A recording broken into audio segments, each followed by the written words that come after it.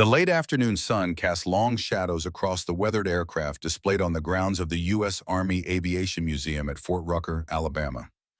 Captain Samantha Wildcat Blackwood ran her fingers along the polished metal skin of an AH-64 Apache attack helicopter. Her touch was reverent, intimate, the way a cavalry officer might stroke a trusted horse. The machine rested silently now, rotors still and weapons dormant, a far cry from the thundering beast she commanded in the skies over distant battlefields. The museum was nearly empty on this Tuesday in December 2017, just how Sam preferred it. She moved with the unmistakable precision of a combat pilot, each step deliberate, her posture revealing years of military discipline. At 32, she carried the weathered look of someone who had seen far more than most people twice her age. Her dark brown hair was pulled back in a regulation bun, revealing sharp cheekbones and steel-gray eyes that constantly assessed, calculated, and remembered. In the Vietnam exhibit, she paused before a glass case containing a battered flight helmet. The placard noted it had belonged to a chief warrant officer who had flown Hueys with the 1st Cavalry Division in 1968. Sam studied her reflection overlaid on the display, the daughter of a pilot, sister of a pilot, now standing among the ghosts of aviators who had come before her. "They don't make them like that anymore," said an elderly security guard who had appeared beside her, sir. His uniform hung loosely on his frame, but his posture suggested military service. Those old helmets were barely more than plastic bowls with a chin strap. Sam smiled politely. "My father had one just like it, said it saved his life twice, once from shrapnel, once from his crew chief who smacked him for making a bad landing." The guard chuckled and moved on, leaving Sam alone with her thoughts and the weight of history pressing down upon her shoulders. She reached into the inner pocket of her flight jacket and withdrew a battered compass, no larger than a pocket watch. Its brass case was tarnished from years of handling, the glass face scratched but still readable. She flipped it over, running her thumb across the initials etched into the back. WRB, William Robert Blackwood, her father. The compass had been his good luck charm through Grenada in '83 and Panama in '89. He'd carried it on every mission, claiming it always pointed him toward home, no matter how lost he might be. Sam had found it among his personal effects after the stroke that took him 3 years ago. What her father never knew, what no one knew, was that hidden beneath the compass's backing plate was a series of numbers and letters, scratched in a neat, precise hand. Not her father's handwriting, but her brother's. Major Robert Blackwood, named after their grandfather, had given this compass to their father before deploying to Iraq in 2003. 6 months later, Robert was dead, his Black Hawk shot down near Fallujah.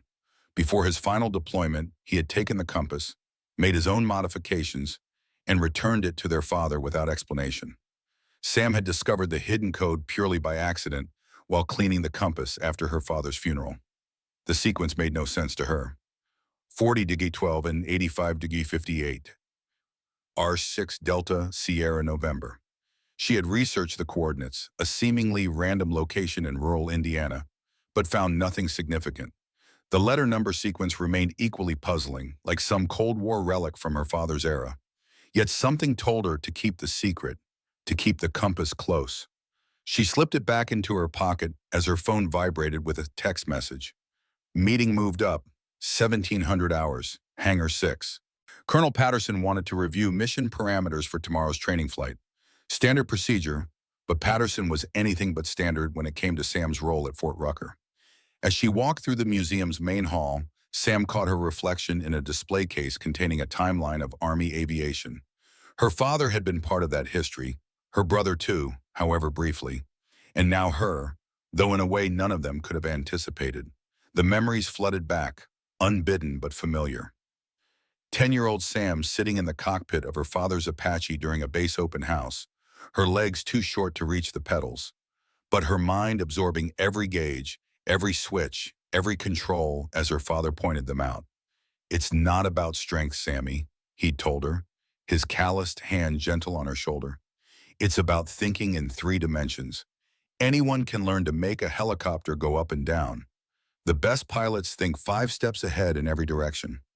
She'd nodded solemnly, already determined to prove herself worthy of the sky. Sam exited the museum into the fading daylight, her boots crunching on the gravel path. Fort Rucker hadn't changed much since her childhood. The same parade grounds, the same barracks buildings, the same hangars in the distance where her father had once taught other young pilots. The art of rotary wing warfare, what had changed was everything else. You're telling me women can't handle the G-forces? The same G-forces I've been pulling for 3 years without a single incident? Sam's voice remained level, but those who knew her recognized the dangerous edge it carried, the razor-sharp focus of a predator preparing to strike. Colonel James Iron Jack Matthews, his weathered face impassive, slid the report across his desk toward her. I'm not telling you anything of the sort, Captain. I'm telling you what the Oversight Committee is saying. It was June 2015, and the small office in the corner of Hangar 12 felt like an interrogation room. The air conditioning hummed ineffectually against the Alabama summer heat that pressed against the windows like an unwelcome visitor. The Phoenix program is being terminated, Matthews continued, the words dropping like stones into still water. Effective immediately. This isn't about you, Sam. It's politics. Sam stared at the report without touching it. Operation Phoenix, the Army's experimental program to integrate female pilots into direct combat aviation roles, specifically Apache attack helicopters, had been her life for 5 years. 7 women, all exceptional pilots, had been selected. Now, after countless missions, after proving themselves in every conceivable metric, the program was being shuttered with the stroke of a bureaucrat's pen. And the others? Sam asked, though she already knew the answer burning in her gut. Reassigned, transport and medical evacuation roles. Matthews, at 62, was a Vietnam veteran who had flown Huey gunships before most of Sam's colleagues were born. His face was a topographical map of lines and creases, his steel gray hair cropped in the same military cut he'd worn for 40 years. Sam finally picked up the report, skimming through bureaucratic language that disguised the truth behind statistics and risk assessments. This is bullshit, sir. Jenkins outscored half the men in weapons qualification. Taylor had the best night vision navigation results in the entire battalion. Matthews leaned back in his chair, the old wood creaking in protest. Off the record, I agree with you, but 2 crashes in 18 months, 1 fatal. They're calling it statistical anomaly. Rodriguez crashed because of mechanical failure that could have happened to anyone. Mitchell died because she flew into a sandstorm to extract wounded Marines when nobody else would take the risk. Sam's knuckles whitened around the edges of the report. They're punishing heroism and bad luck. I know that. You know that. Matthews gestured to the window toward the Pentagon hundreds of miles away. They know it too, but they needed an excuse, and now they have one. Sam placed the report back on the desk with deliberate care, as though handling an unexploded ordnance. So what happens to me? For the first time, Matthews smiled. It was a small, conspiratorial expression that revealed the rebel who still lived within the old soldier. You, Captain Blackwood, are a bureaucratic oversight. Your reassignment papers were somehow misplaced. Until someone notices, you remain assigned to the 229th Attack Reconnaissance Battalion, flying Apaches. Sam felt the tension in her shoulders release slightly. Thank you, sir. Don't thank me yet. Matthews opened a drawer and withdrew a folder with classified markings. The red border faded from years of handling. There's another program, much older, much more secret. It's called Red Bird. The next hour altered the trajectory of Sam's life forever. Matthews revealed that during the Cold War, the U.S. military had maintained a classified program to train select pilots to fly captured Soviet aircraft. When the occasional Mi-24 Hind or Mi-8 Hip was acquired through defection or battlefield capture, these pilots would learn its systems, its capabilities, its weaknesses. The program officially ended with the Soviet Union, Matthews explained, leaning forward. But unofficially, we still have a few Russian birds tucked away in hangars at Groom Lake, and we still need pilots who can fly anything with rotors. Why me? Sam asked, though she suspected the answer. Because you're the best Apache pilot I've seen since your father. Because you've got nothing to lose. And because if Phoenix is being shut down, we might as well salvage something from the wreckage. Matthews pushed a form across the desk. Volunteer service, additional training, highly classified, no one can know. Sam studied the document, then the old pilot across from her. My father never mentioned anything about Redbird. Matthews' expression softened. Billy was a patriot first and foremost. He kept his secrets. The old colonel hesitated, something unspoken passing behind his eyes. There's something else you should know. Your brother Robert was being evaluated for Redbird before his final deployment. Sam felt as though the floor had suddenly tilted beneath her. Her brother, the golden child, the perfect soldier, had been part of this? He never said a word. He wouldn't have. But he showed promise, exceptional promise. Matthews tapped the form with one gnarled finger, just like his sister. 2 weeks later, Sam found herself in a remote corner of Nevada, standing before a Russian Mi-24 Hind attack helicopter that had been acquired from an unnamed African nation.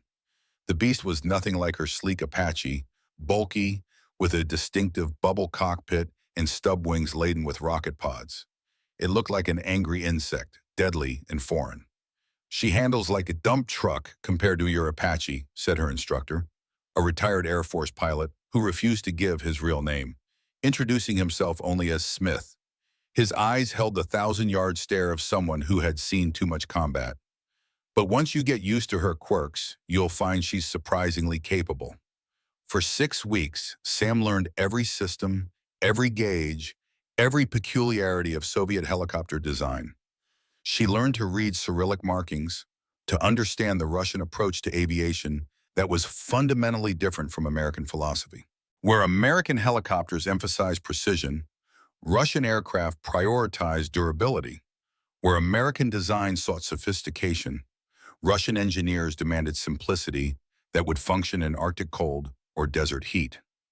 The Soviets built these things to be maintained by conscripts with basic tools, Smith explained, as Sam examined the Heinz engine compartment, the smell of oil and metal bringing back memories of her father's workshop. An Apache needs a team of technicians with computers. This beast?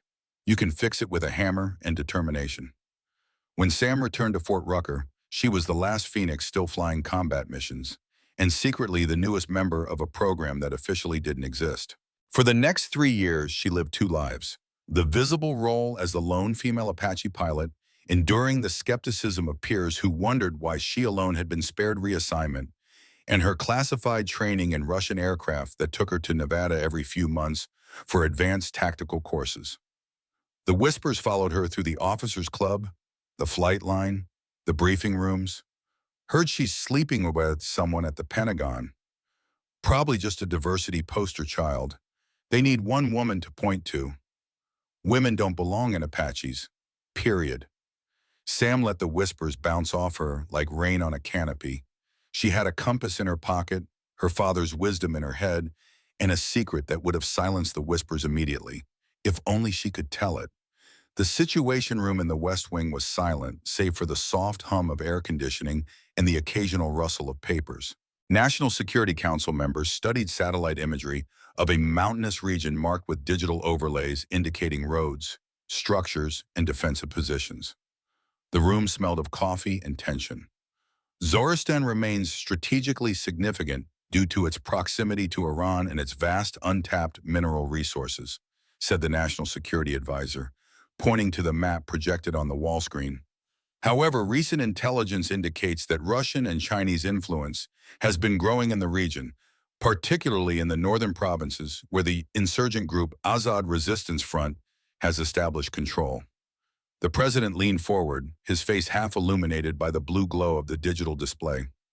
"And our special interest sites?" A CIA officer stepped forward, his nondescript suit and tie a deliberate camouflage. "Sir, we've lost eyes on 3 high-value locations in the past month. The provincial capital of Karen fell to ARF forces last week. Our remaining forward operating base, Liberty, is holding, but intelligence gathering has become increasingly difficult." The Secretary of Defense cleared his throat. "Mr. President, I recommend we consider deploying additional reconnaissance assets to regain situational awareness. The 229th Attack Reconnaissance Battalion has been preparing for exactly this type of environment." Apache helicopters? The President frowned. "Isn't that escalating our footprint?" "Not necessarily, sir. Small teams, targeted missions, in and out before anyone knows they were there. The 229th has been training specifically for long-range, low-visibility recon in mountainous terrain." What went unmentioned in that high-security room was the specific pilot the secretary had in mind, the lone remaining graduate of a program that officially no longer existed. Also unmentioned that was the real purpose behind the reconnaissance flights. Operation Kingfisher, a classified mission to locate a missing tactical nuclear device believed to be somewhere in northern Zoristan. 3 days later, at Forward Operating Base Liberty, Captain Samantha Blackwood studied the terrain map spread across the planning table in the Tactical Operations Center. A small, barren outpost nestled between jagged mountain ridges, Liberty resembled the frontier forts of America's Old West, isolated, self-contained, and perpetually on alert. The smell of dust and diesel fuel hung in the air, underscored by the distant thump of generators. Lieutenant Jason Walker, her co-pilot for tomorrow's mission, traced a finger along the proposed flight path. We'll follow this valley for the first 20 clicks, then cut across this ridgeline to avoid the known surface-to-air threat in the populated areas. Walker was 28, an Ohioan with a steady demeanor and exceptional night flying skills. Like most Apache pilots, he approached missions with methodical precision, leaving nothing to chance. Unlike some, he'd never shown any hesitation about flying with Sam. The weather report is favorable, he continued, his Midwestern accent becoming more pronounced when he was focused. Clear skies, minimal moonlight, perfect for our FLIR systems. Sam nodded, mentally calculating fuel requirements and alternative routes. How current is our intelligence on these positions? She tapped a cluster of markings indicating suspected enemy encampments. Satellite pass from 36 hours ago, no significant movement detected. Walker hesitated, his finger hovering over one section of the map. There is one anomaly, though. These trucks here. He pointed to fuzzy images of vehicles partially concealed under camouflage netting. Intelligence can't identify them conclusively. Sam studied the images. Something about the configuration struck her as familiar, but she couldn't place it. Make sure we get clear imagery of those. Could be nothing, could be something. As Walker gathered his notes, Sam's secure phone buzzed with an encrypted message. Redbird advisory, region contains possible aviary interest. Maintain heightened awareness. The code was clear. Russian military equipment might be present in their operational area. That evening, Sam called her mother from the base's secure communications room. Despite the 11-hour time difference, Margaret Blackwood answered on the first ring, as if she'd been waiting by the phone. Everything all right, Sam? Her mother's voice carried the soft drawl of rural Georgia, where she had returned to the family farm after her husband's death. Just checking in, Mom. How are the horses? Stubborn as ever. Old Thunder misses you. Keeps looking down the drive every time a car approaches. Sam smiled, picturing the aging quarter horse her father had bought when she was 12. Tell him I'll be home to ride he soon. The conversation drifted through family matters, her cousin's new baby, repairs needed on the barn roof, the unseasonably warm Georgia winter. Neither woman mentioned where Sam was calling from or what she might be doing there. Margaret Blackwood had been a military wife for 30 years. She knew better than to ask questions that couldn't be answered. Your father would be proud, Sam. Her mother's voice softened. Whatever you're doing, wherever you are, he'd be proud. I know, Mom. Sam's fingers unconsciously found the compass in her pocket, tracing the worn brass case. Love you. I'll call again when I can.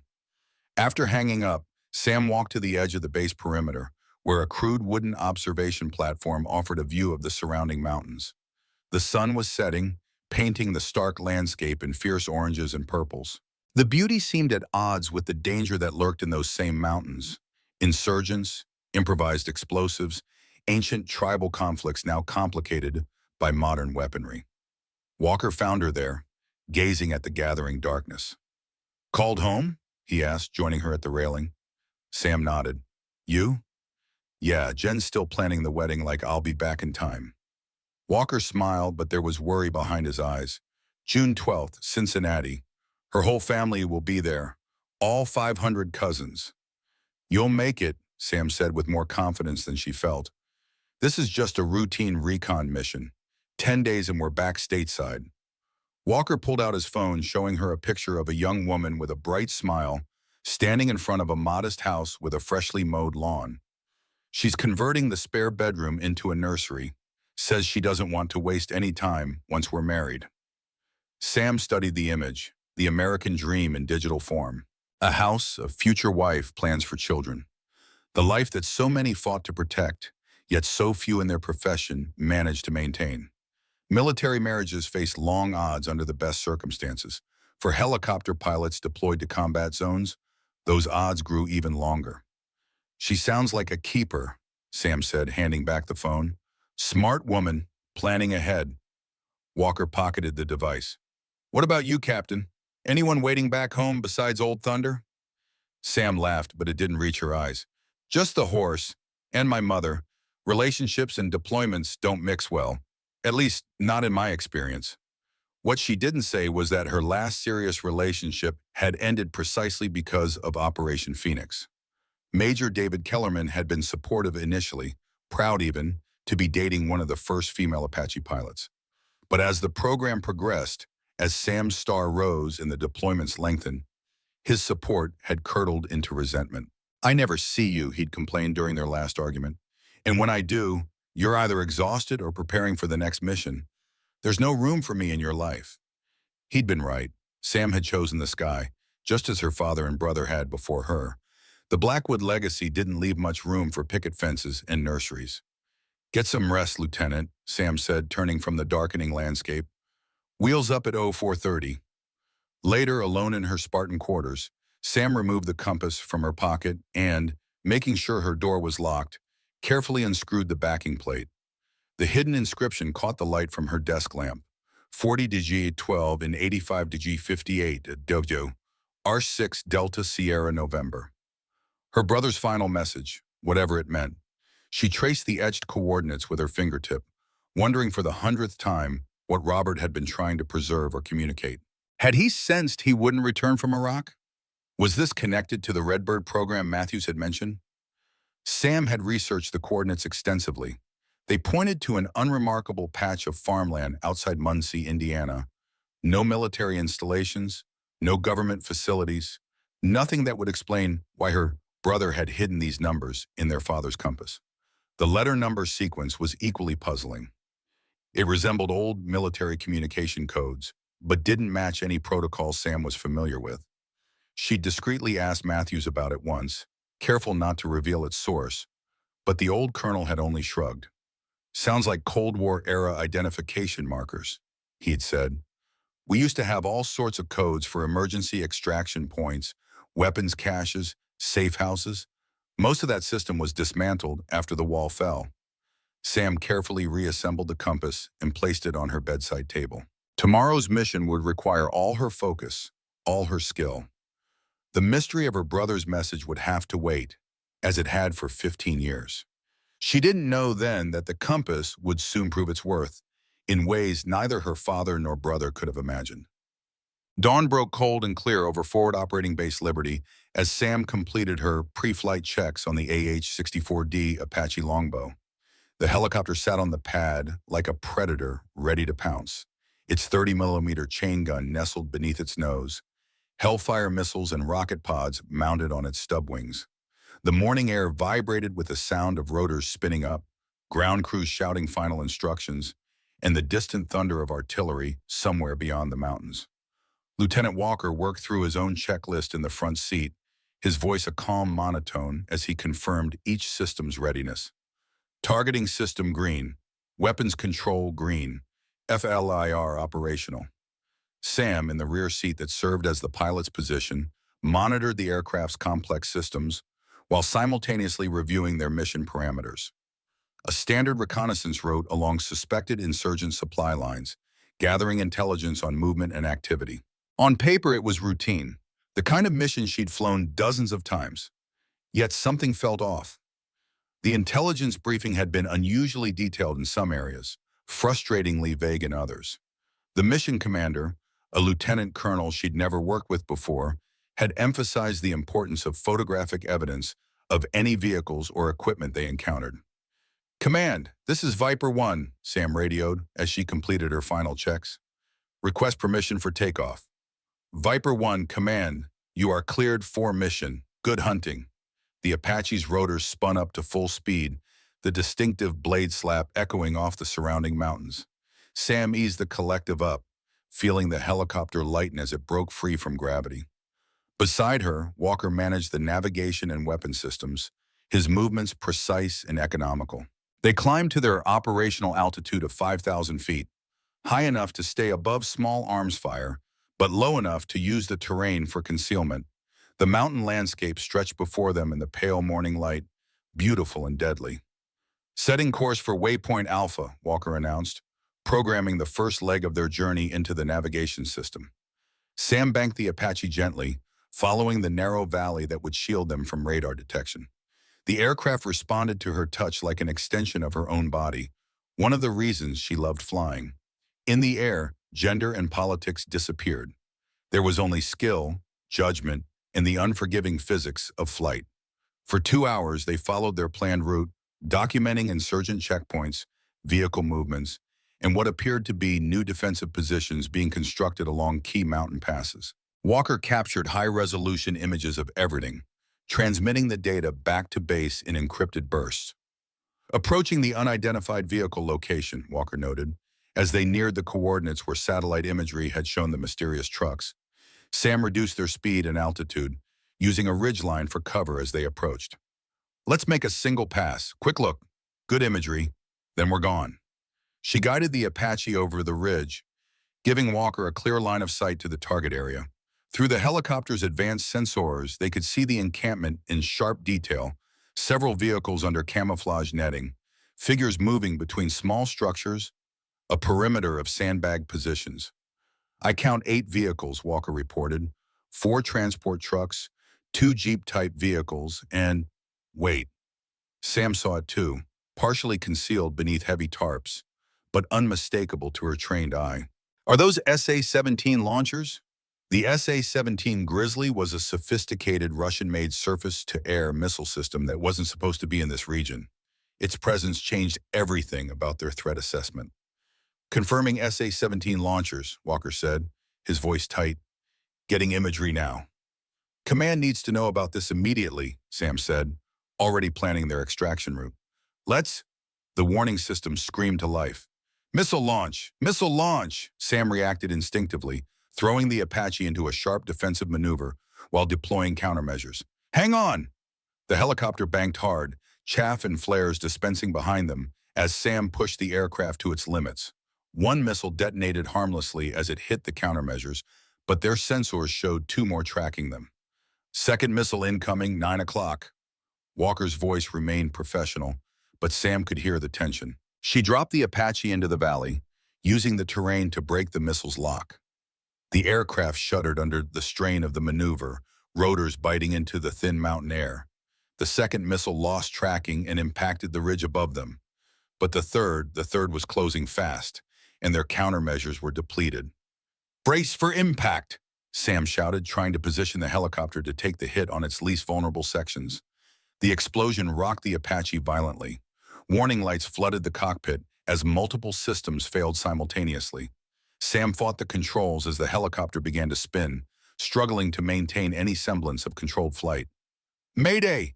Mayday! Viper 1 is hit and going down," Walker transmitted. "Position!" A second explosion cut off his words. Sam caught a glimpse of Walker's cockpit filled with smoke and flame before her attention was consumed by the desperate fight to land what remained of their aircraft. The ground rushed up to meet them. Sam's world narrowed to the failing controls in her hands, the screaming alarms in her ears, and the one thought burning through her mind. Not like Robert. Not like this. The Apache hit the ground hard, skidding across rocky terrain before coming to rest at the edge of a dry riverbed. The impact slammed Sam against her restraints, pain shooting through her body. Warning systems wailed briefly, then fell silent as the electrical systems failed completely. Through a haze of pain and smoke, Sam assessed her situation. The Apache was destroyed, its fuselage twisted and torn. The smell of fuel and burning wiring filled the air. She had to get out before fire reached the remaining ammunition. She turned to check on Walker and felt her heart sink. The front cockpit was crushed, a jagged piece of metal protruding where her co-pilot had been seated. There would be no wedding in Cincinnati. Ignoring the pain in her left shoulder and right leg, Sam managed to release her harness and force open the damaged canopy. She dragged herself clear of the wreckage, clutching the emergency survival kit from beneath her seat. In the distance, she could hear vehicles approaching, not the distinctive thump of American helicopters coming to their rescue, but the growl of diesel engines. Enemy forces, coming to claim their prize. Sam pulled herself into a small depression behind a cluster of rocks, applying a field dressing to the worst of her wounds, a deep gash in her thigh and what felt like a dislocated shoulder. Her flight suit was torn and blood-soaked, her helmet cracked from the impact. Through the wavering heat rising from the crashed Apache, Sam saw the first vehicles arrive, Russian-made jeeps carrying armed men. They approached the helicopter cautiously, weapons ready. One of them, clearly in command, directed the others to search the area. He was tall, with the hard physique of a career soldier. Unlike the others in their mismatched fatigues and civilian clothes, he wore what appeared to be a modified Russian military uniform without insignia. His close-cropped gray hair and confident bearing marked him as someone with formal military training. Sam checked her sidearm, a 9mm Beretta, standard issue. She had 8 rounds against what looked like 20 men with automatic weapons. Not odds she liked, but she'd be damned if she'd be taken without a fight. Then she remembered the compass, her father's compass, Robert's compass. She reached for her flight jacket pocket and felt relief when her fingers closed around the familiar metal disc. Whatever happened next, she wouldn't lose this last piece of her family. The search party was methodical, working in a widening spiral from the crash site. It was only a matter of time before they found her. Sam weighed her options. Make a last stand? Try to evade and escape through some of the most inhospitable terrain on Earth, with injuries that were already making her lightheaded from blood loss? Before she could decide, 2 fighters appeared at the edge of her hiding place, their AK-47s pointed directly at her. "American pilot," one of them called out in heavily accented English. "You come now or you die here." Sam raised her hands slowly, the Beretta conspicuously absent, tucked into the small of her back, where they hadn't spotted it yet. A final option, if things got worse. They escorted her roughly to the commander, pushing her to her knees before him. He studied her with cold, assessing eyes that had seen countless battles. "A woman?" He spoke perfect English, his accent distinctly Russian. "The Americans send women to spy on us now?" Sam met his gaze without flinching. "Captain Samantha Blackwood, United States Army, serial number 87603-2194.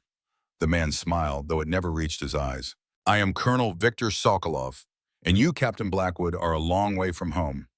He gestured to the remnants of the Apache. "Your aircraft is interesting, very advanced, very expensive, and your co-pilot, unfortunately, did not survive." Sam maintained her silence, focusing on controlling her breathing, pushing back against the pain and grief threatening to overwhelm her. Sokolov crouched to examine her more closely. His gaze lingered on the unit patch on her flight suit, a stylized phoenix rising from flames. Recognition flickered in his eyes. "Phoenix program," he said softly. "I thought you had all been retired." He straightened, issuing orders to his men in rapid-fire Russian. Sam felt a chill that had nothing to do with the mountain air. How did this Russian mercenary know about Operation Phoenix? The program had been classified, its very existence known only to a select few within the Pentagon. As the fighters bound her wrists and blindfolded her, one thought crystallized in Sam's mind. There was a leak somewhere in the American military hierarchy. Someone had shared highly classified information with the enemy, and now that same enemy had her. The blindfold was removed with a rough jerk, leaving Sam momentarily disoriented in the sudden harsh light. The room came into focus gradually, concrete walls stained with moisture, a single bare bulb hanging from the ceiling, and a metal table bolted to the floor. The air smelled of mildew, cigarette smoke, and fear. She had been transported for hours in the back of a covered truck, jostled over mountain roads that seemed designed to inflict maximum discomfort on her injured body.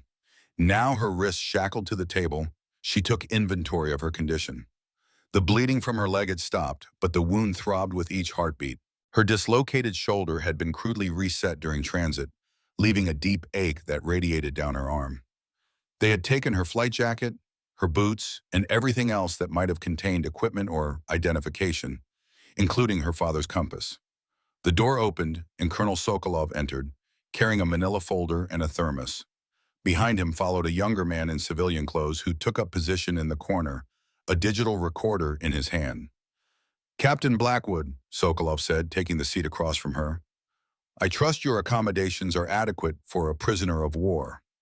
Sam said nothing, keeping her expression neutral despite the pain.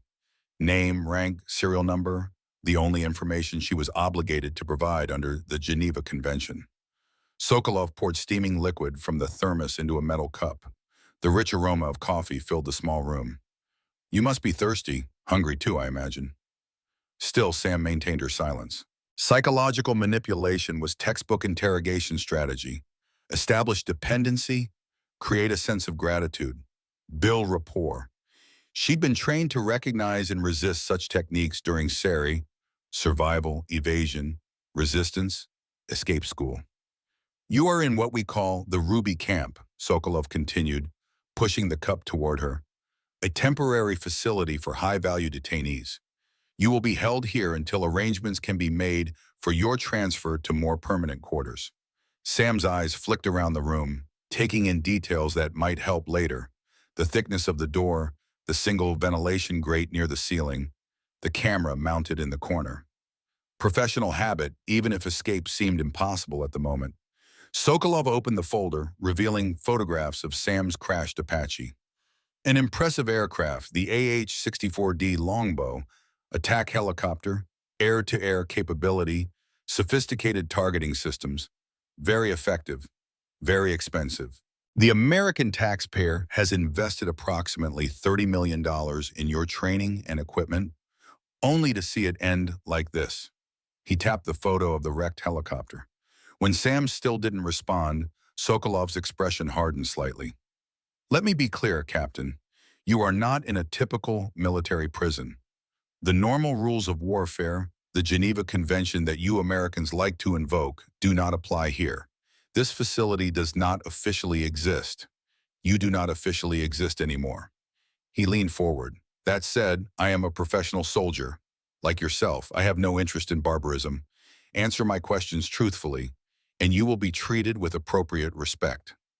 Refuse, and your situation becomes significantly less comfortable." Sam met his gaze steadily.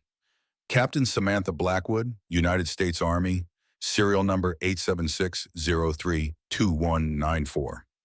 A flicker of disappointment crossed Sokolov's face. "Very well. Let's start with something simple.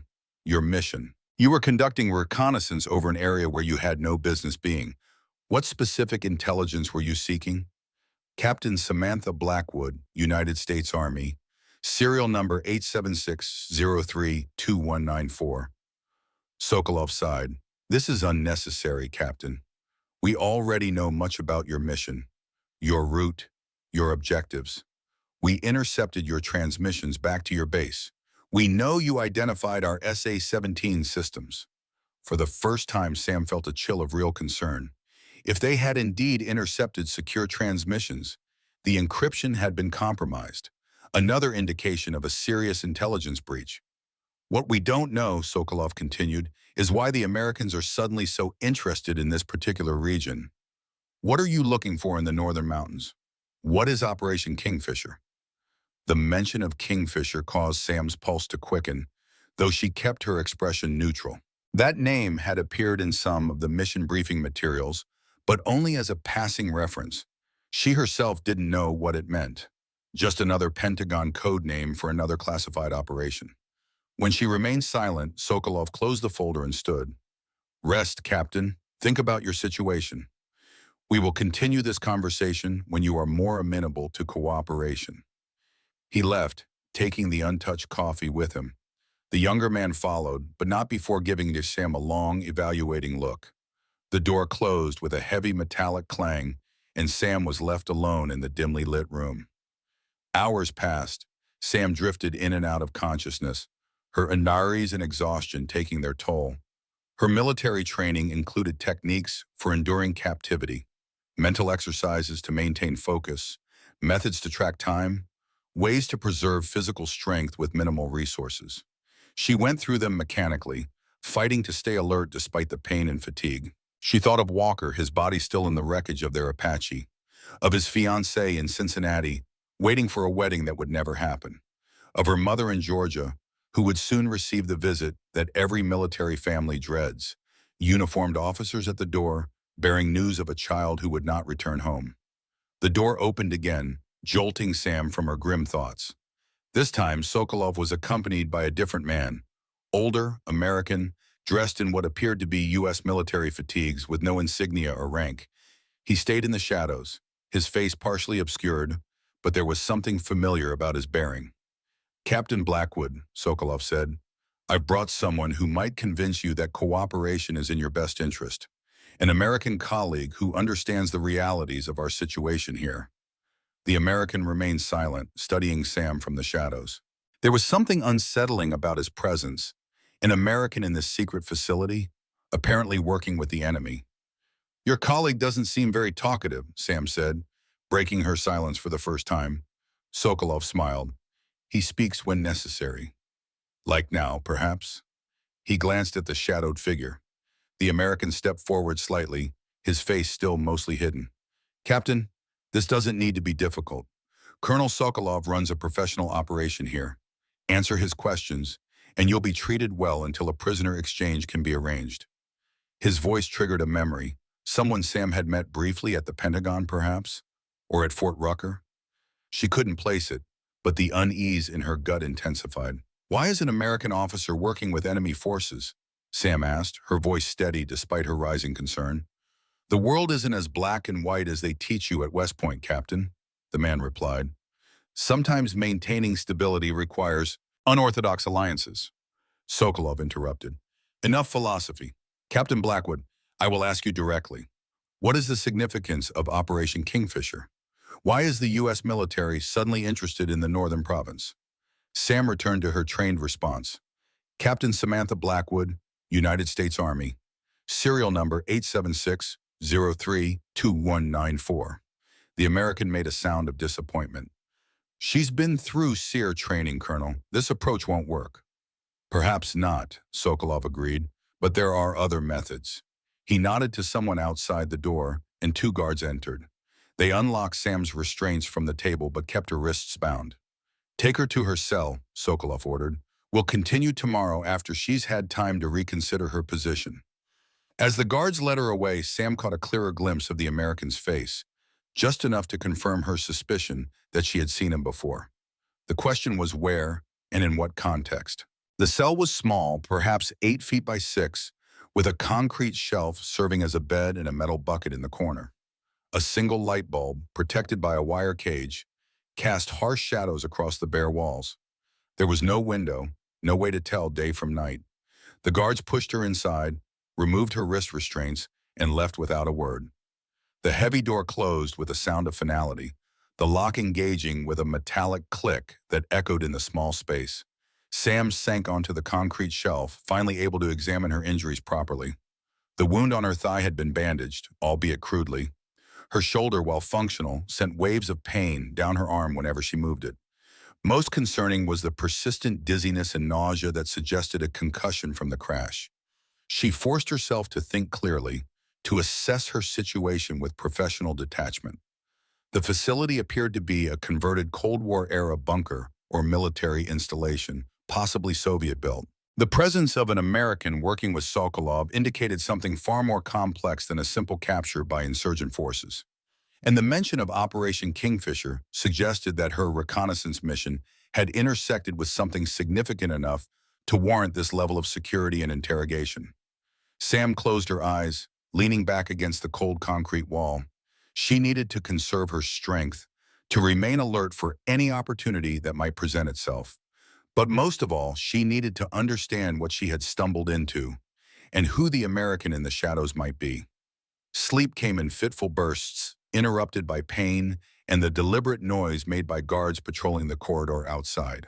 A psychological tactic, Sam recognized, sleep deprivation to wear down resistance.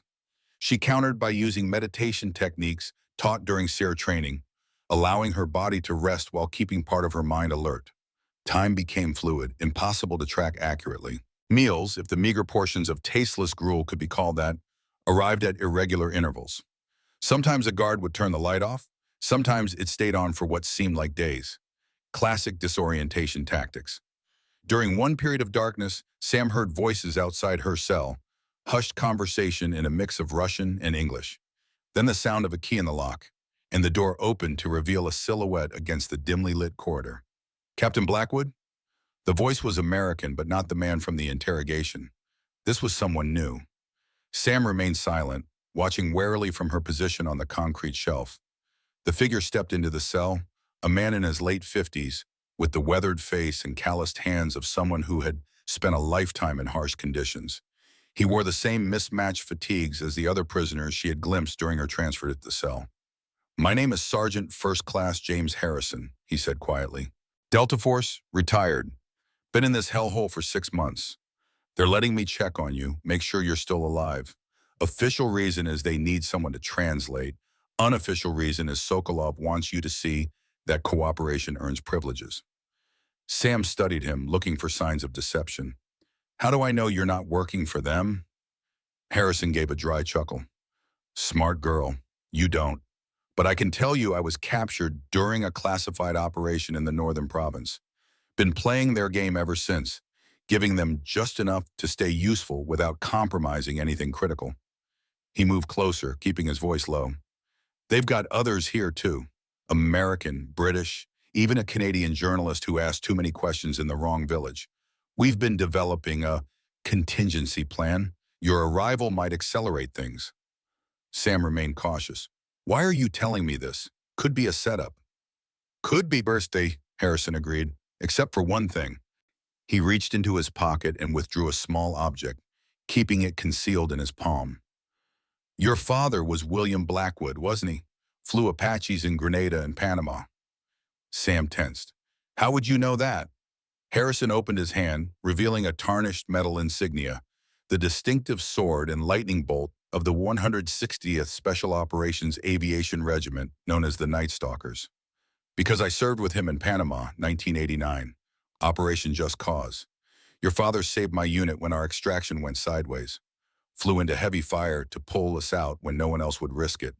Harrison's eyes held genuine respect. "Billy Blackwood was one of the best damn pilots I ever saw." Sam felt a surge of emotion that she quickly suppressed. This could still be manipulation, information gleaned from her military records to establish false trust. "If you served with my father, you'd know what he always carried for luck," she challenged. Harrison didn't hesitate.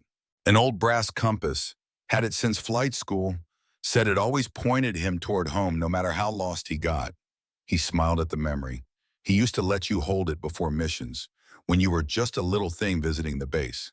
Said his luck doubled when his daughter touched it." The detail was too specific, too personal to have been in any official record. Sam felt her suspicion begin to crack. "They took it from me," she said, her voice barely audible. Harrison nodded. "They take everything that matters, but sometimes they miss what's important." He glanced toward the door, then back to Sam. "Listen carefully. Sokolov isn't just some mercenary. He's former Spetsnaz, specializing in prisoner interrogation and psychological warfare. And that American you met, he's no ordinary traitor. He's connected. High level. We've only caught glimpses, but the others have heard the guards call him the advisor." "Hey, what do they want?" Sam asked, finally accepting that Harrison might be genuine. "Something called Kingfisher. Don't know what it is, but they're tearing the province apart looking for it." Harrison moved toward the door, checking the corridor. "I can't stay longer without raising suspicion. But remember, you're not alone here. Watch for signals from the other prisoners. 3 taps means friendlies. 2 long scratches means danger." He started to leave, then turned back. "One more thing. Your father used to say you had the makings of a better pilot than him. Looks like he was right." With that, Harrison slipped out, and the cell door closed behind him, leaving Sam alone with her thoughts in a fragile new connection to the outside world. 3 days passed, marked by increasingly intense interrogation sessions with Sokolov. The Russian colonel maintained his professional demeanor, but his questions grew more specific, more technical. Details about Apache capabilities, communications protocols, forward-based security measures. Sam provided only the most basic information, things any enemy would already know from open sources or battlefield observation. The mysterious American advisor appeared occasionally, always staying partially in shadow, always watching more than speaking. His presence disturbed Sam more than Sokolov's direct questioning. There was something calculated in his silence, as if he was assessing her for some purpose beyond mere intelligence gathering. On what Sam estimated to be her fourth day of captivity, she was led not to the interrogation room, but to a larger space that appeared to be a communal area for prisoners. A dozen men sat at metal tables bolted to the floor, eating from tin trays. Guards with automatic weapons stood at each corner of the room. 30 minutes, the guard told her, shoving a tray of unidentifiable food into her hands. Sokolov's orders says isolation isn't working. Sam scanned the room, immediately spotting Harrison at a table with three other men. He gave no sign of recognition, but the empty space beside him was clearly an invitation. She made her way across the room, feeling the eyes of both prisoners and guards following her. As the only woman in the facility, her presence created a ripple of tension and curiosity. "Gentlemen," she said quietly, taking the seat beside Harrison. The men studied her with varying degrees of wariness and interest. Harrison made the introductions in a low voice. "Lieutenant Michael Chen, U.S. Army Special Forces, captured during a village security assessment." Chen was Asian American, perhaps 30, with a lean build and watchful eyes that missed nothing. Sergeant Dwayne Jackson, 75th Ranger Regiment. His patrol was ambushed 3 months ago. The Jackson was African American, powerfully built despite the weight loss from captivity, with a quiet intensity that suggested contained strength. Captain Sarah Rodriguez, Army Medical Corps, her medevac helicopter was shot down during a dust storm. Rodriguez was Hispanic, early 30s, with the efficient movements of someone accustomed to working under pressure. Her hands showed the distinctive calluses of a medical professional who had performed countless procedures. "We've been waiting for you, Captain Blackwood," Harrison said, his tone casual, though his eyes conveyed urgency. "Seems you've become quite the celebrity around here. Sokolov himself handling your interrogation." Sam understood the subtext. Speak carefully, provide information without appearing to do so. "Lucky me, though I'd prefer different accommodations." Jackson gave a dry chuckle. "Wouldn't we all? The Ruby camp ain't exactly the Ritz." "How's the shoulder?" Rodriguez asked, her medical training evident in the way her eyes assessed Sam's condition. "Functional. Your work?" Rodriguez nodded. "They let me treat the worst of your injuries after they brought you in. Professional courtesy," Sokolov called it. "More likely he just didn't want you dying before he got what he wanted." Sam took a small bite of the unappetizing food, using the moment to scan the room again. "How many of us are there?" 14 Americans, 2 Brits, 1 Canadian journalist, Chen supplied, plus a few locals they think were working with the coalition forces.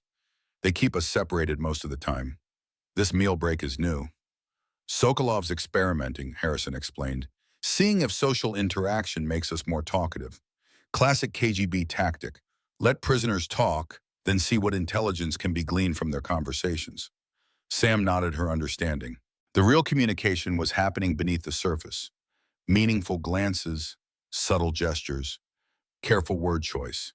"Any chance of getting out of here?" she asked, the question seemingly directed at her food. Harrison scratched his ear twice, the danger signal. "Depends on what you mean by out. Prisoner exchange, maybe, eventually, though official channels don't acknowledge this place exists. I was thinking of something more self-directed," Sam said carefully. Chen's eyes flicked toward the guards, then back to his tray. "People have tried. The camp is built into the side of a mountain. Old Soviet bunker complex from their Afghanistan days. Multiple security layers, heavy weapons emplacements on the approaches, minefields in the surrounding valleys. Not to mention we're in the middle of nowhere," Jackson added. "Even if you got past the perimeter, it's 50 miles of hostile territory to the nearest friendly position." Sam absorbed this information, mentally cataloging the obstacles. "Sounds challenging." "Impossible, some would say," Harrison remarked, though something in his tone suggested otherwise. Rodriguez leaned forward slightly. "Before you arrived, Captain, we were discussing options. The situation has changed recently. Security patterns have shifted. Some of the more experienced guards were reassigned elsewhere. And there's the helicopter," Chen added quietly. Sam's attention sharpened. "Helicopter?" Harrison nodded almost imperceptibly. Mi-24 Hind, Soviet-era attack helicopter. They use it for supply runs and to hunt down escapees. Lands at a pad about half a click from the main compound. Minimal security when it's on the ground. They don't expect anyone to know how to fly it. The implication was clear.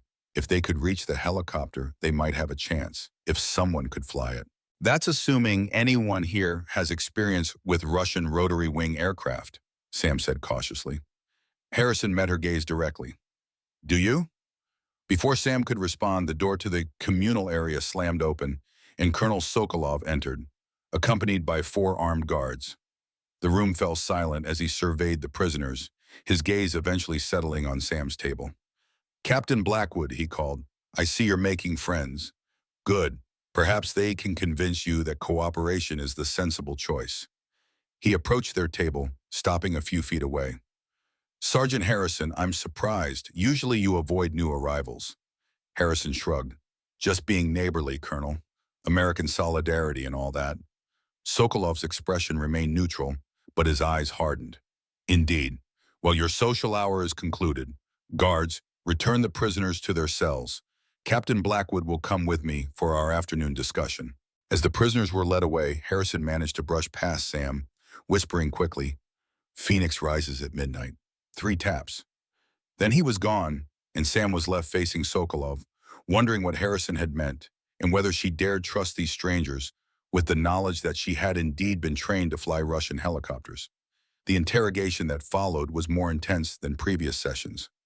Sokolov seemed to sense that something had changed, that the interaction with other prisoners had shifted Sam's calculations.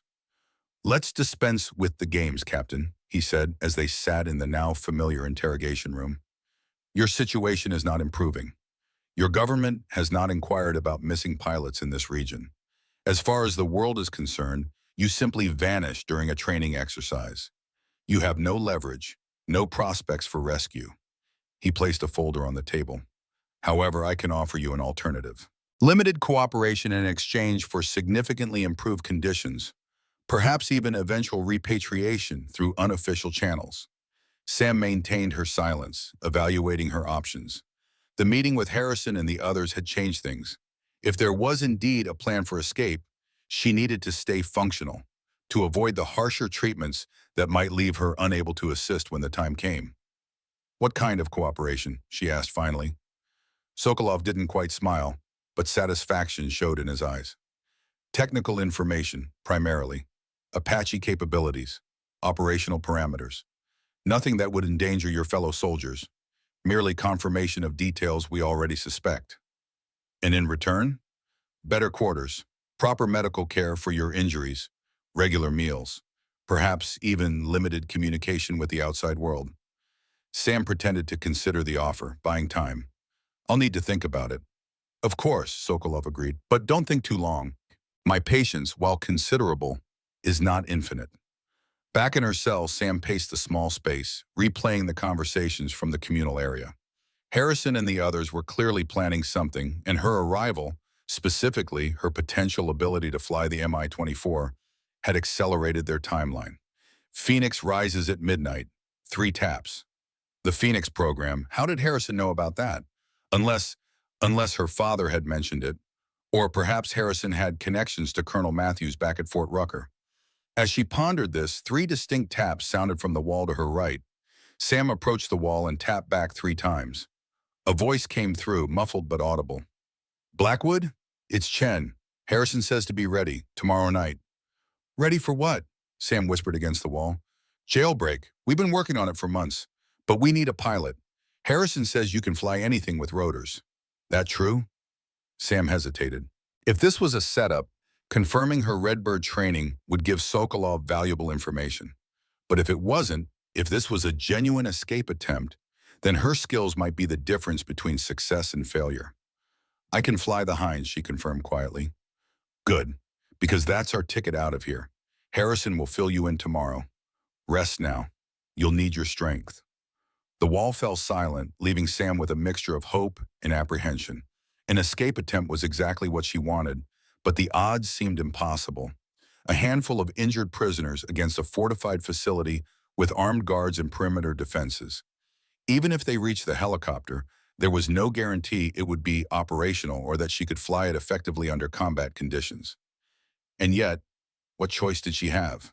Continued captivity meant eventual breakdown under Sokolov's interrogation, or worse, transfer to an even more secure facility where escape would be impossible. Sam settled onto her concrete bed, mind racing with possibilities and contingencies. Whatever happened tomorrow night, she would be ready. The Blackwood legacy demanded nothing less. Morning brought a surprise. Sam was led not to interrogation but to what appeared to be a medical examination room. Captain Rodriguez was there, supervised by a guard but apparently allowed to function as a doctor. "Colonel's orders," the guard explained gruffly. "Make sure the American pilot is healthy." Rodriguez maintained a professional demeanor as she examined Sam's injuries. "The shoulder is healing well," she said loudly enough for the guard to hear. Then in a whisper as she leaned closer, "Tonight, 2300 hours, Chen will create a diversion in the North Corridor. When you hear it, be ready." Sam gave no sign that she'd heard anything beyond the medical assessment, but her pulse quickened. The plan was real, and it was happening tonight. Rodriguez continued her examination. "The leg wound shows no signs of infection." Another whisper. "Harrison has a key to the emergency exit near the generator room. Jackson has neutralized 2 guards who will be on duty tonight." Sam coughed to cover her response. "How many guards total?" "Typically 12 on night shift," Rodriguez murmured while checking Sam's blood pressure. 4 at perimeter posts, 2 roaming patrols, 4 in the control center, 2 at the helicopter landing pad. Sam did the mental calculation. 12 armed guards against 5 prisoners. Not good odds, but better than she'd feared. "What about the other prisoners?" she asked quietly. "Most don't know, too risky to tell everyone. Harrison selected those he trusts, those with combat experience who can handle themselves." The guard shifted impatiently. "Hurry up, doctor. Colonel wants the pilot back in her cell before the shift change." Rodriguez nodded. "Almost finished." To Sam, she whispered, "One last thing. The American advisor, he's scheduled to leave tonight on the Mi-24. That's why we're moving now. It may be our only chance to get access to the helicopter." This was crucial information. If the mysterious American was departing, it might create the window of opportunity they needed. But it also meant the helicopter would be fueled and flight-ready, a significant advantage if they could secure it. "I understand," Sam whispered, then raised her voice to normal levels. "Thank you, doctor. The shoulder feels much better." "Remember to keep it immobilized as much as possible," Rodriguez replied loudly, then added in a bare whisper, "Good luck." The guard led Sam back to her cell, where she spent the remainder of the day mentally preparing. She reviewed everything she knew about the Mi-24 Hind, its controls, operational parameters, flight characteristics. The training from Redbird had been thorough, but that had been under controlled conditions with a properly maintained aircraft. This would be different: a potentially damaged helicopter, combat conditions, unfamiliar terrain. Sometime in the late afternoon, a new sound reached her cell, the distinctive thump, thump, thump of helicopter rotors approaching. The Mi-24 was arriving, presumably bringing the American advisor for his final visit before departure. Sam pressed her ear to the door, straining to hear anything that might provide additional intelligence. Footsteps passed her cell, multiple sets, moving with purpose. Then voices, too distant to make out clearly, but one of them unmistakably American. Hours passed with excruciating slowness. Sam tried to rest, knowing she would need all her strength for what was to come. But sleep was impossible with adrenaline already coursing through her system. Finally, as the ambient noise of the facility quieted with the night shift change, 3 taps sounded on her wall. "Blackwood, it's Harrison. You ready?" "Ready," she confirmed. "What's the plan?" "Chen creates a diversion at 2300, a small fire in the North Corridor. When the guards respond, Rodriguez will use her medical access to reach the control room and disable the interior door locks. Jackson and I will neutralize the remaining interior guards. You and I then make for the helicopter while the others secure our escape route." It was a solid plan, leveraging each person's strengths and creating multiple points of failure for the enemy response. But Sam spotted a critical weakness. "What about exterior security? The perimeter guards will see us moving toward the helicopter."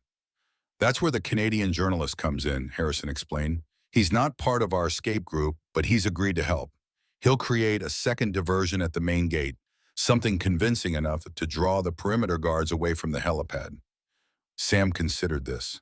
And once we reach the helicopter, you fly us out. Simple as that. Harrison's attempt at humor couldn't mask the risk involved. We'll have maybe 5 minutes from the time the alarm sounds until they bring in reinforcements from the secondary facility 10 clicks north. Get us airborne in that window, and we've got a fighting chance. Where do we go? Nearest friendly forces are 50 miles away, according to Jackson. Head south-southeast. There's a forward operating base, Liberty, that should be within the Hines range. If we can get there, we're home free. Sam processed this information, mentally calculating fuel requirements and flight time. The Mi-24 had a range of about 450 kilometers, more than enough to reach the American base if it was fully fueled. What about armaments? The Hind usually carries rockets, machine guns. Unknown, Harrison admitted. We haven't been able to get close enough to verify its loadout. Assume minimal weaponry. This isn't a combat aircraft, it's their VIP transport. That made sense. The helicopter was likely configured for personnel transport rather than attack operations. Still, even a transport variant would have some defensive capabilities. One more thing, Harrison added, his voice dropping even lower. If anything goes wrong, if we get separated, head for these coordinates.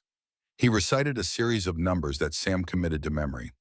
It's an emergency extraction point established during the early days of operations in this region. Might still be monitored, might not, but it's better than nothing. Sam acknowledged the information, then asked the question that had been bothering her since their first meeting. Harrison, how did you know about Phoenix? About my training? There was a pause, then, your father told me, years ago. After Panama, we stayed in touch. He mentioned his daughter was following in his footsteps, but taking it further, breaking barriers, doing things no woman had done before in Army aviation. He was proud, Blackwood, damn proud. The words landed like physical weight on Sam's chest. Her father had never been demonstrative with his pride or affection. To hear that he had spoken of her accomplishments to others, it meant more than she could express. Thank you, she managed. Save it for when we're airborne, Harrison replied. 2 hours until showtime. Try to rest. Rest was impossible, but Sam used the time to prepare herself physically and mentally. She stretched her injured limbs as best she could in the confined space, working through the pain to ensure she would have the necessary mobility when the time came. She reviewed the layout of the facility as she understood it from the snippets of information gathered during her captivity, and she thought through every step of what would be required to commandeer and fly the Mi-24 under duress. At precisely 2300 hours, a commotion erupted in the distant corridor. Shouts, the sound of running feet, and the acrid smell of smoke seeping under her cell door. Chen's diversion was underway. Sam positioned herself beside the door, ready to move, the instant it opened. Minutes ticked by, each one stretching her nerves tighter. Had something gone wrong? Had Rodriguez been unable to reach the control room? Then, with a metallic clunk that sent a surge of adrenaline through her system, the lock disengaged. Sam pushed the door open cautiously, peering into the dimly lit corridor. It was empty, the guards presumably responding to the fire alarm that now blared through the facility. She stepped out, orienting herself based on her mental map of the building. To her right would be the main detention area, to her left the administrative section where interrogations took place. The helicopter pad, according to Harrison, was accessible through an exit near the generator room, which should be this way, came Harrison's voice as he appeared at the end of the corridor. He was accompanied by Jackson, both men now armed with what appeared to be guards' sidearms. Sam joined them, moving as quickly as her injuries would allow. Chen, Rodriguez? Chen's maintaining the diversion, Jackson explained as they hurried through the facility. Rodriguez is locking down sections of the building to control guard movement. They'll meet us at the helipad if they can. If they can, the unspoken implication was clear. Not everyone might make it out. They reached a heavy metal door marked with Cyrillic characters. Harrison produced a key. Maintenance access. Leads directly to the exterior generator compound. From there, it's 200 meters to the helipad. He unlocked the door, revealing a narrow utility corridor lined with pipes and electrical conduits. The trio moved through it quickly, emerging into the night air of the generator compound. a fenced area containing several large diesel generators that powered the facility. The night was clear and cold, stars brilliant in the mountain sky. The compound was illuminated by harsh floodlights that created pools of light amid deep shadows. In the distance, Sam could see the silhouette of what had to be the Mi-24 Hind, its distinctive shape unmistakable against the night sky. "Guards?" she asked, scanning the area. Jackson pointed to a small guard post near the compound gate. Two, typically, but they should be responding to the diversion at the main entrance by now. As if on cue, a new alarm sounded from the direction of the main gate, accompanied by shouts and what might have been gunfire. The Canadian journalist had come through with his promised diversion. "Now or never," Harrison said, moving toward the gate that would lead them to the helipad. They crossed the open ground between the generator compound and the helipad in a crouched run, using shadows for cover whenever possible. Sam's leg throbbed with each step, and her breath came in ragged gasps. But the sight of the helicopter, their ticket to freedom, drove her forward. The Mi-24 loomed larger as they approached, its massive bulk silhouetted against the star-filled sky. It was indeed a transport variant, with the standard bubble cockpit, but a larger cabin section for carrying personnel instead of weapon systems. Still, Sam could see the distinctive outlines of rocket pods mounted on the stub wings. It retained some offensive capability.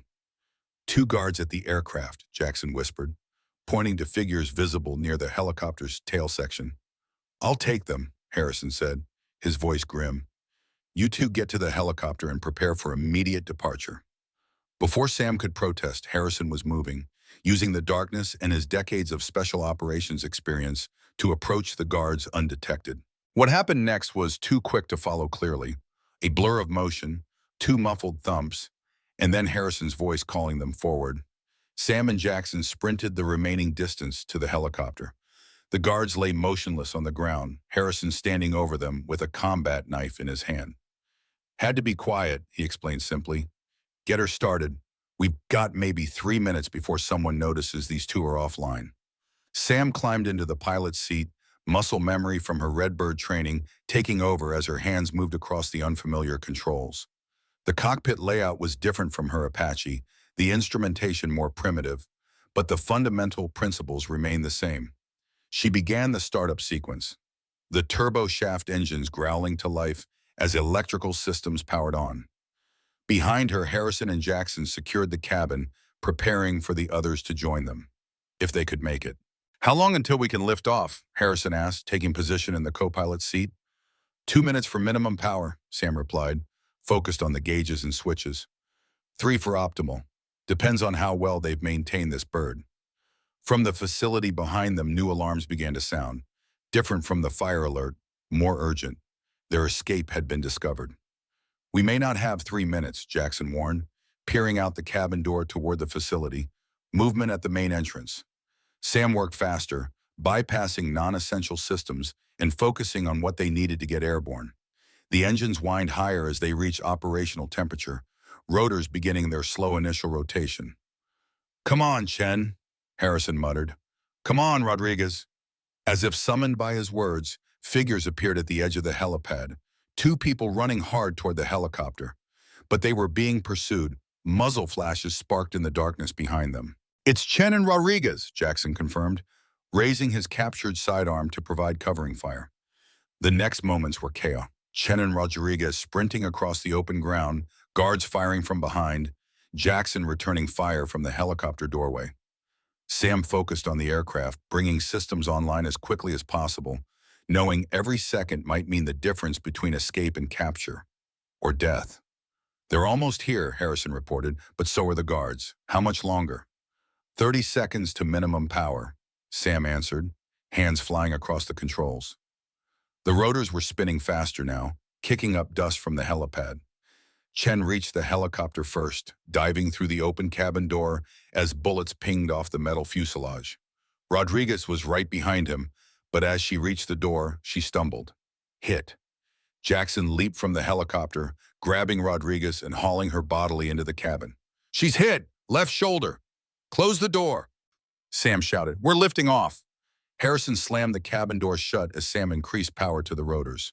The Mi-24 shuddered, then began to rise from the helipad, slowly at first, then with increasing speed as the engines reached full power. Bullets continued to strike the helicopter's armored hull, but the Mi-24 was designed to withstand small arms fire. Unless the guards had heavier weapons, they should be able to clear the area before taking critical damage. "Rodriguez?"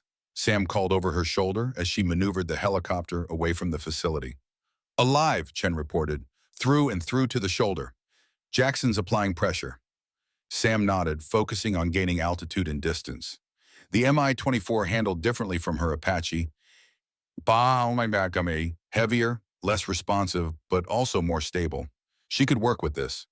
As they climbed into the night sky, Sam allowed herself a momentary sense of triumph. They had done it, escaped from a high-security facility with minimal casualties. But the hard part was just beginning. They were in a stolen enemy helicopter over hostile territory with at least 50 miles to cover before reaching safety. And somewhere below, Colonel Sokolov would be organizing a pursuit. "Setting course for FOB Liberty," Sam announced, banking the helicopter toward the south-southeast. "Estimated flight time, 40 minutes at maximum sustainable speed." Harrison checked the fuel gauges. "We've got enough fuel for about 2 hours of flight time. Should be plenty." "Unless we have to deviate from course," Sam cautioned. "If they scramble aircraft to intercept us." "They will," Harrison said grimly. "Count on it." Sam nodded, already thinking through evasion tactics. The Mi-24 wasn't designed for air-to-air combat, especially against modern fighter aircraft. Their best defense would be to fly low, using the mountainous terrain for cover, and to confuse enemy radar. "Chen," she called back to the cabin, "check if the weapon systems are operational. We might need them." Chen moved to the weapons control panel in the cabin. "Looks like we've got a partially loaded rocket pod on the starboard side.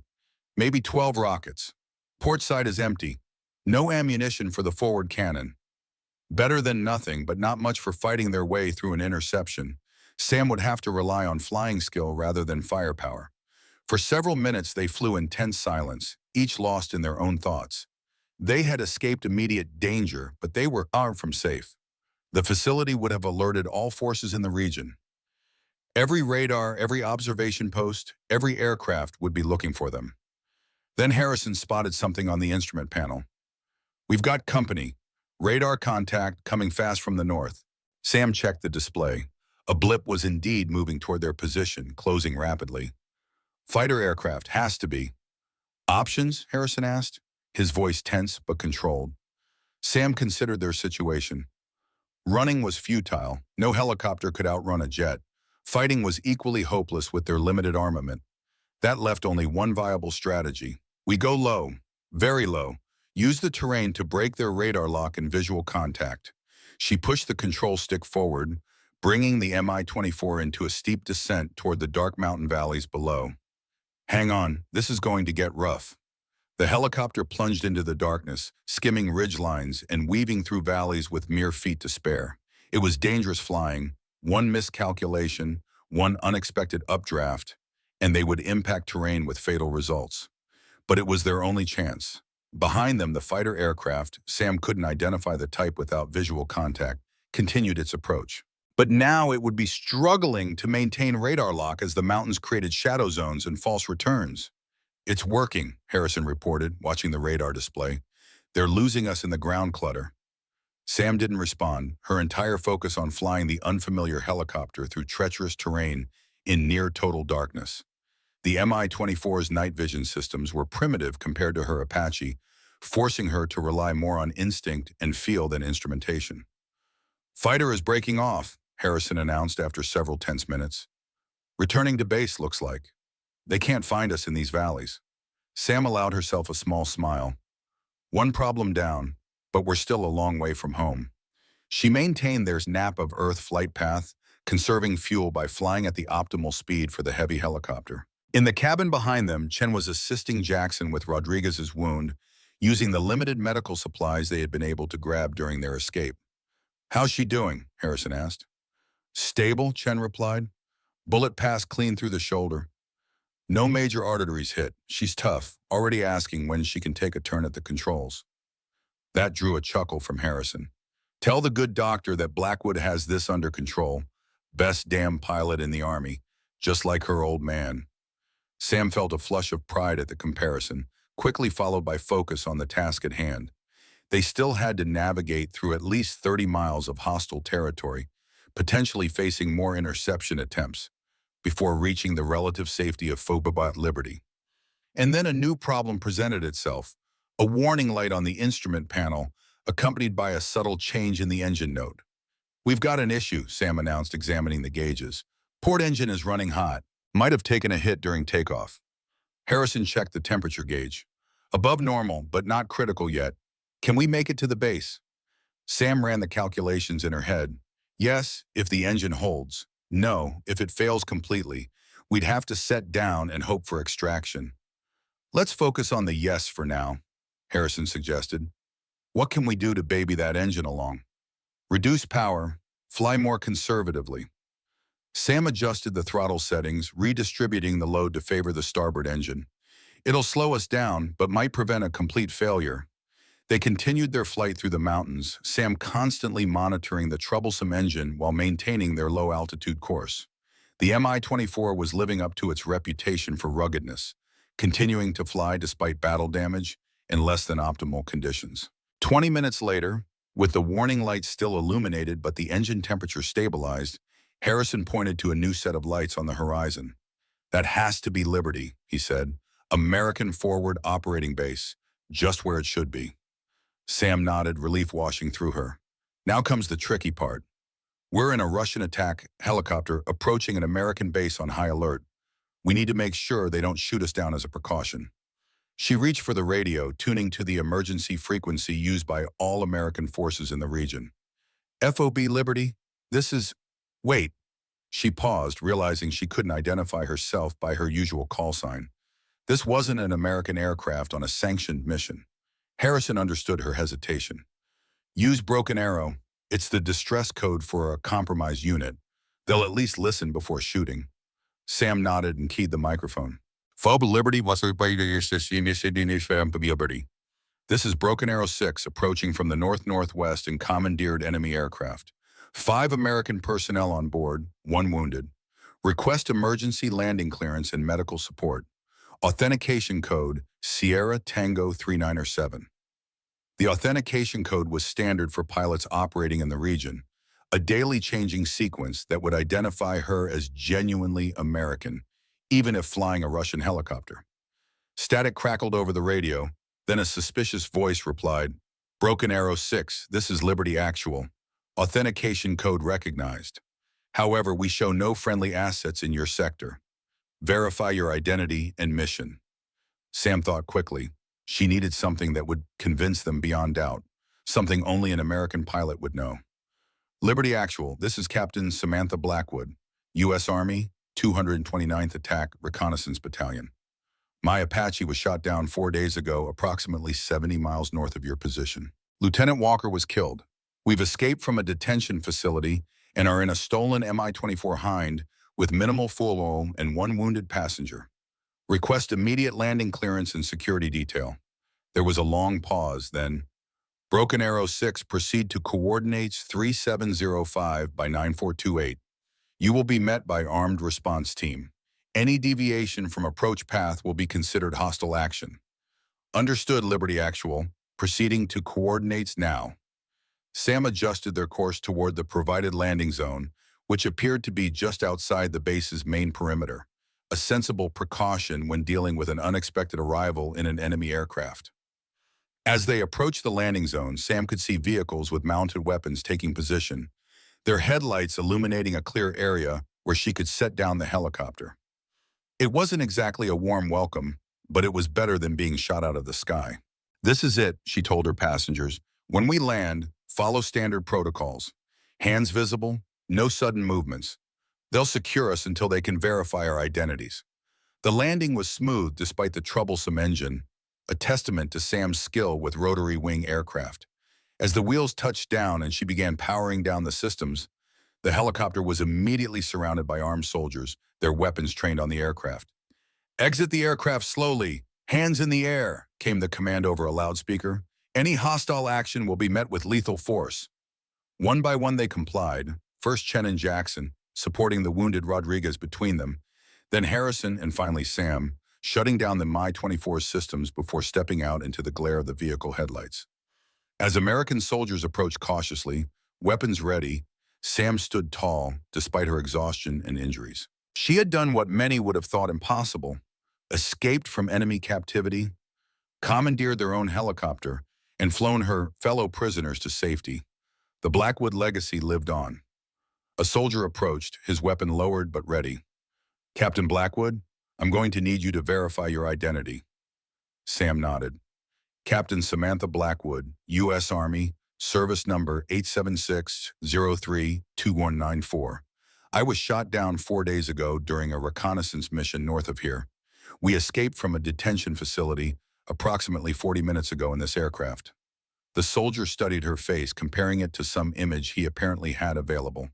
Then he nodded and lowered his weapon completely. "Medical team is standing by for your wounded. The base commander wants to debrief you immediately." "Understood," Sam replied. "But first, I need to secure something from the helicopter." The soldier hesitated, then nodded. "Go ahead, but I'll accompany you." Sam returned to the Mi-24 and reached into a small compartment where she had stashed it during the escape. Her father's compass, recovered from Sokolov's office during their frantic exit from the facility. The brass was still warm from the helicopter's systems, the glass face reflecting the harsh lights outside. She held it tight in her hand as she followed the soldier toward the waiting vehicles. Whatever happened next, debriefings, medical examinations, the inevitable questions about how a female Apache pilot knew how to fly a Russian Mi-24, she had this small piece of her father, her brother, her legacy. And somewhere in the mountains behind them, Colonel Sokolov was discovering that sometimes the most dangerous prisoner is the one you underestimate. The debriefing room at Forward Operating Base Liberty was sparse and functional. A metal table, uncomfortable chairs, and the persistent smell of strong coffee. For 6 hours, Sam had answered questions from increasingly senior officers, recounting every detail of the capture, imprisonment, and escape. Her throat was raw, her injured body screaming for rest, but military protocol demanded thoroughness. Across the table sat Colonel William Pearson, base commander of FOB Liberty, and Major Daniels from intelligence. Both men had listened with minimal interruption as Sam detailed the events of the past 5 days. Now, as she finished, an uncomfortable silence filled the room. "Let me get this straight, Captain," Pearson said finally. "You not only escaped from a previously unknown detention facility, but you managed to steal an enemy attack helicopter in the process?" "Yes, sir." Sam's voice was steady despite her exhaustion, with assistance from Sergeant Harrison and the others. "A Russian Mi-24 Hind," Daniels added, consulting his notes, "which you just happened to know how to fly." The implication in his tone was clear. Sam met his gaze directly. "Sir, my flight capabilities are documented in my service record." "Not all of them, apparently," Pearson remarked. "Redbird isn't mentioned anywhere in your official file." Sam felt a chill. She had avoided specifically mentioning the classified program during her debriefing, referring only to specialized training that had prepared her for flying Russian aircraft. The fact that Pearson knew the program's code name suggested he had security clearance well above his apparent rank. "Redbird is a classified program, sir," she replied carefully. "I wasn't at liberty to discuss it without proper authorization." Pearson nodded, seemingly satisfied with her answer. "Authorization granted, retroactively. Now tell us about the American you saw at the facility, the one you referred to as the advisor." This was the part of her report that had caused the most concern among her debriefers. The presence of an American officer apparently collaborating with enemy forces represented a serious security breach, possibly treason at the highest levels. "I never saw his face clearly, sir. He was kept in shadows during interrogation sessions. Mid-50s, perhaps. Military bearing. Spoke with what I'd call an East Coast accent, possibly New England." "But you felt you recognized him?" Daniels pressed. Sam frowned, trying to capture the elusive memory. Something was familiar. His voice, maybe, or his mannerisms. I can't place it specifically. "And he knew about Operation Kingfisher," Pearson stated. It wasn't a question. "Yes, sir. Both he and Colonel Sokolov asked repeatedly about it. They seemed to believe my reconnaissance mission was connected to Kingfisher, though I had no knowledge of any such operation." Pearson and Daniels exchanged glances, some unspoken communication passing between them. Captain Blackwood, Pearson said finally, what I'm about to tell you is classified at the highest level. Operation Kingfisher is a recovery mission for a missing tactical nuclear device. Sam felt the blood drain from her face. Nuclear?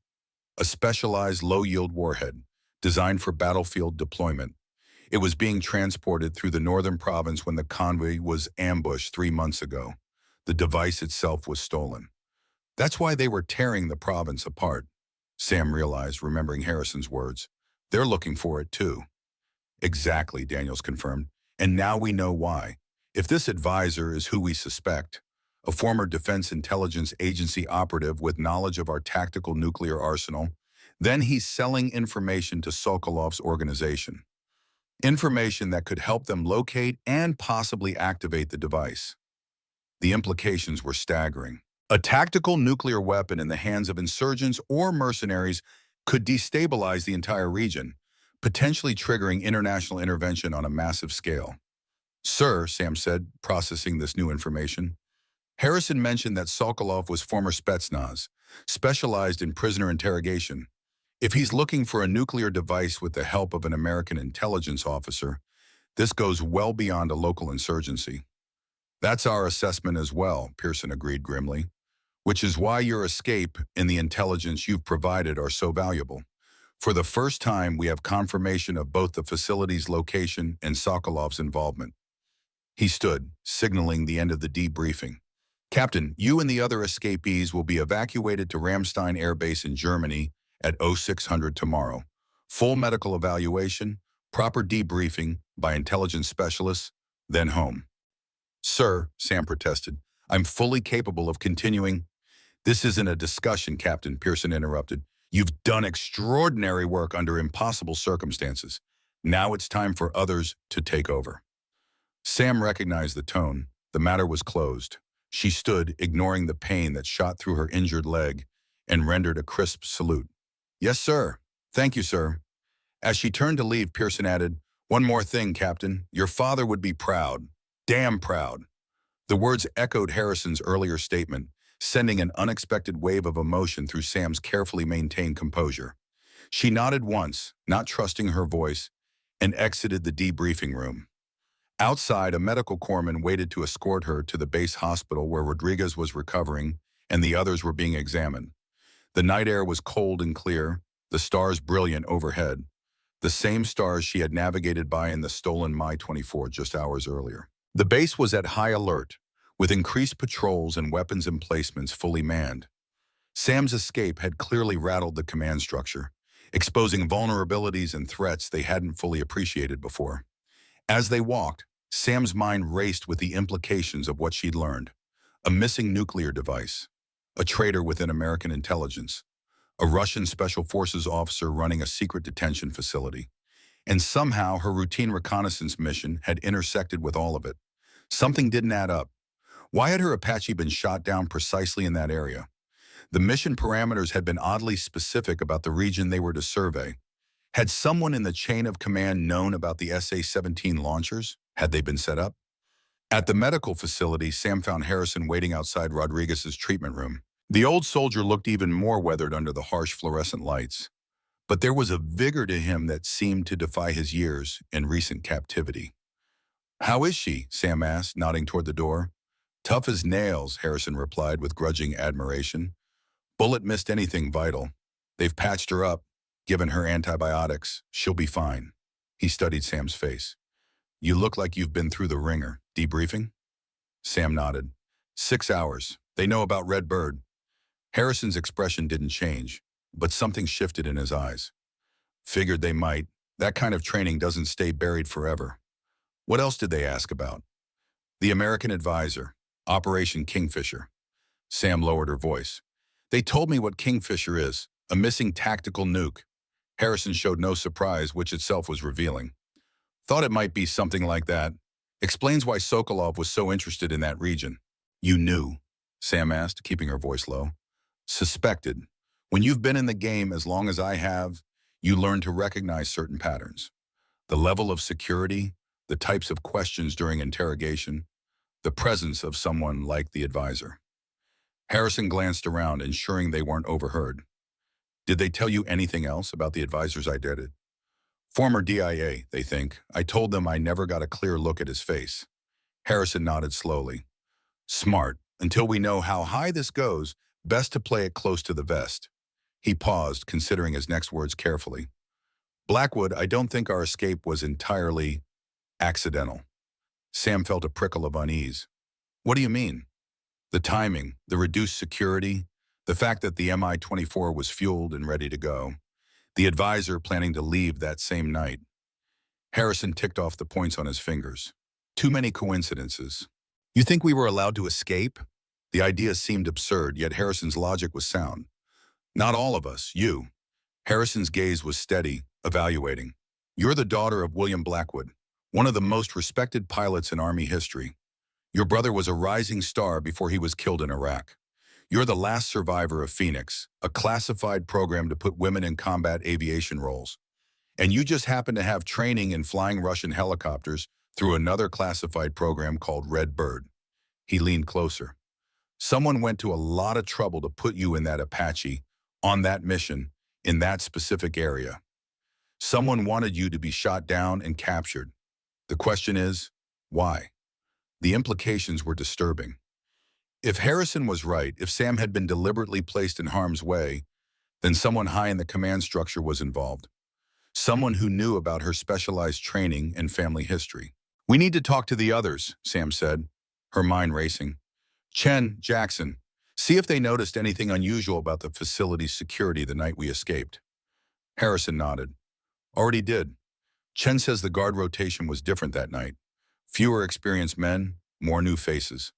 Jackson noticed that the emergency exit we used had been recently maintained, hinges oiled, lock mechanism cleaned. Small things that could be coincidence, Sam acknowledged, or could be deliberate. Exactly. And here's another wrinkle. Remember that compass of yours, the one Sokolov took? Sam's hand went instinctively to her pocket, where the recovered compass now rested. What about it? When we broke into Sokolov's office during the escape, it was sitting on his desk. Not locked away, not in a secure evidence room. Right there in plain sight, like he wanted you to find it. A chill ran down Sam's spine. The compass was her most personal possession, a connection to her father and brother. The idea that Sokolov had left it deliberately for her to find suggested a level of psychological manipulation beyond standard interrogation techniques. What are you suggesting? She asked, though she was beginning to see the outlines of Harrison's theory. I'm suggesting that our escape might have been part of someone's plan. Maybe Sokolov's, maybe the advisors, maybe someone else entirely. Harrison ran a hand through his short gray hair. And I'm suggesting that we're being sent to Ramstein not just for medical evaluation, but to get us out of the way while something bigger happens. Sam's thoughts raced ahead. If Harrison was right, if their escape had been somehow orchestrated, then the information they brought back, the facility's location, Sokolov's identity, the connection to the missing nuclear device, might be exactly what someone wanted the American command to know. But why? To trigger a response? To divert resources away from something else?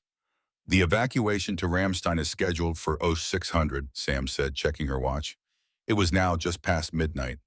Less than 6 hours from now. Harrison nodded. Convenient timing, just enough for basic medical treatment and debriefing, not enough for anyone to start asking the really difficult questions. A medical corpsman approached, interrupting their conversation. Sergeant Harrison, doctor wants to check your ribs again.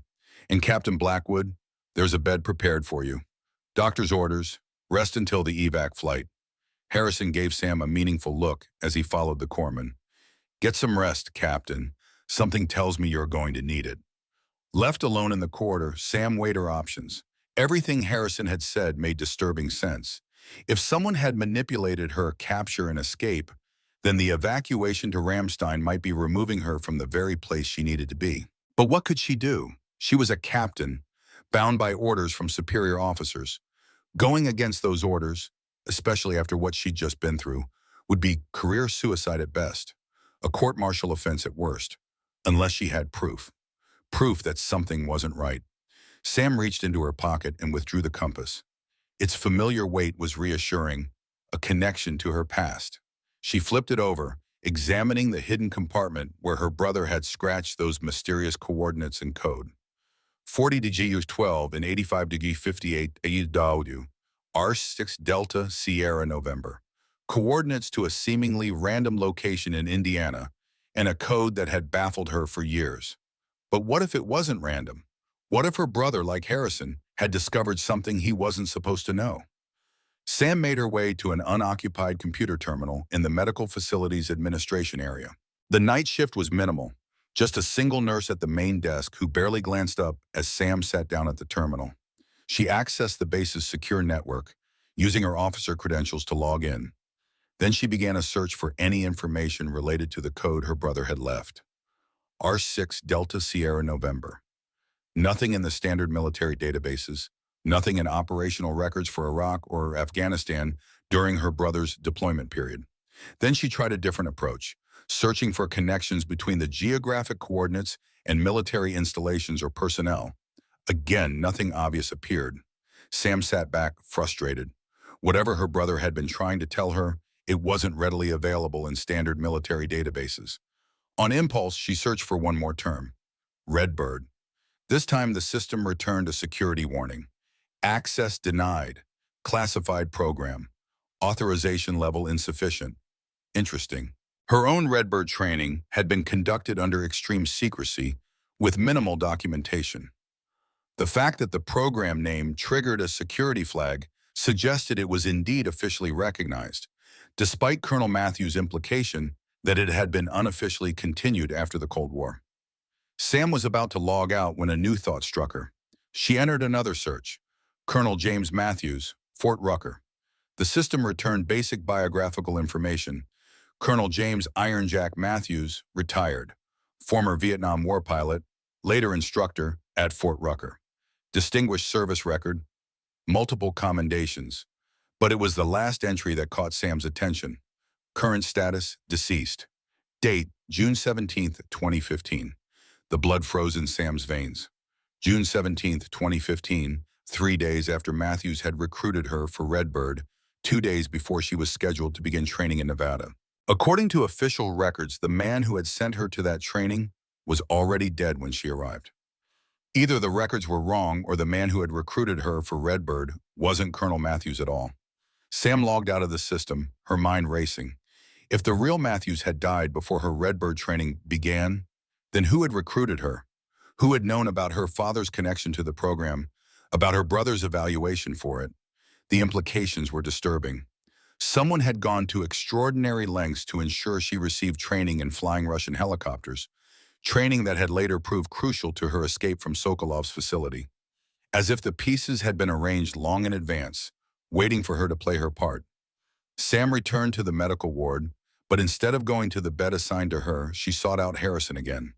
The old soldier was sitting on the edge of his examination bed, refusing a sedative offered by a frustrated doctor. "Need a word," Sam said, ignoring the doctor's protest, privately. Harrison nodded, following her to a small supply closet where they could speak without being overheard. "Matthews is dead," Sam said without preamble. "Has been since 2015. Died 3 days after supposedly recruiting me for Redbird."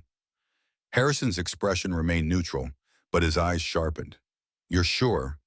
"Military records confirm it, which means the man who recruited me, who knew about my family's connection to the program, wasn't Matthews." "The advisor," Harrison suggested. "Possibly. But why? Why go to such lengths to ensure I had training in Russian helicopters, then arrange for me to be captured where such training would be useful for escape?" Harrison considered this. Maybe the training wasn't about the escape. Maybe it was about something else entirely. Like what? "I don't know, but I think we need to find out before that transport leaves for Ramstein." Harrison checked his watch. "We've got less than 5 hours. Sam took a deep breath, weighing the risks of what she was considering. Going against orders, potentially interfering with an operation involving a missing nuclear device. These were career-ending moves at best, treasonous at worst. But if Harrison was right, if they had been manipulated from the beginning, then following orders might lead to an even worse outcome. "I need to speak with Rodriguez, Chen, and Jackson," she decided. "All of us together, somewhere private." Harrison nodded. Supply room, East Wing. It's being used for storage, minimal foot traffic this time of night. I'll gather the others. 20 minutes later, the 5 escapees were assembled in the cluttered supply room, surrounded by medical equipment and field rations. Rodriguez sat on a crate, her wounded shoulder bandaged, but her eyes alert. Chen and Jackson stood near the door, keeping watch for approaching personnel. Sam quickly outlined what she had discovered about Matthews and her suspicions about their escape being somehow orchestrated.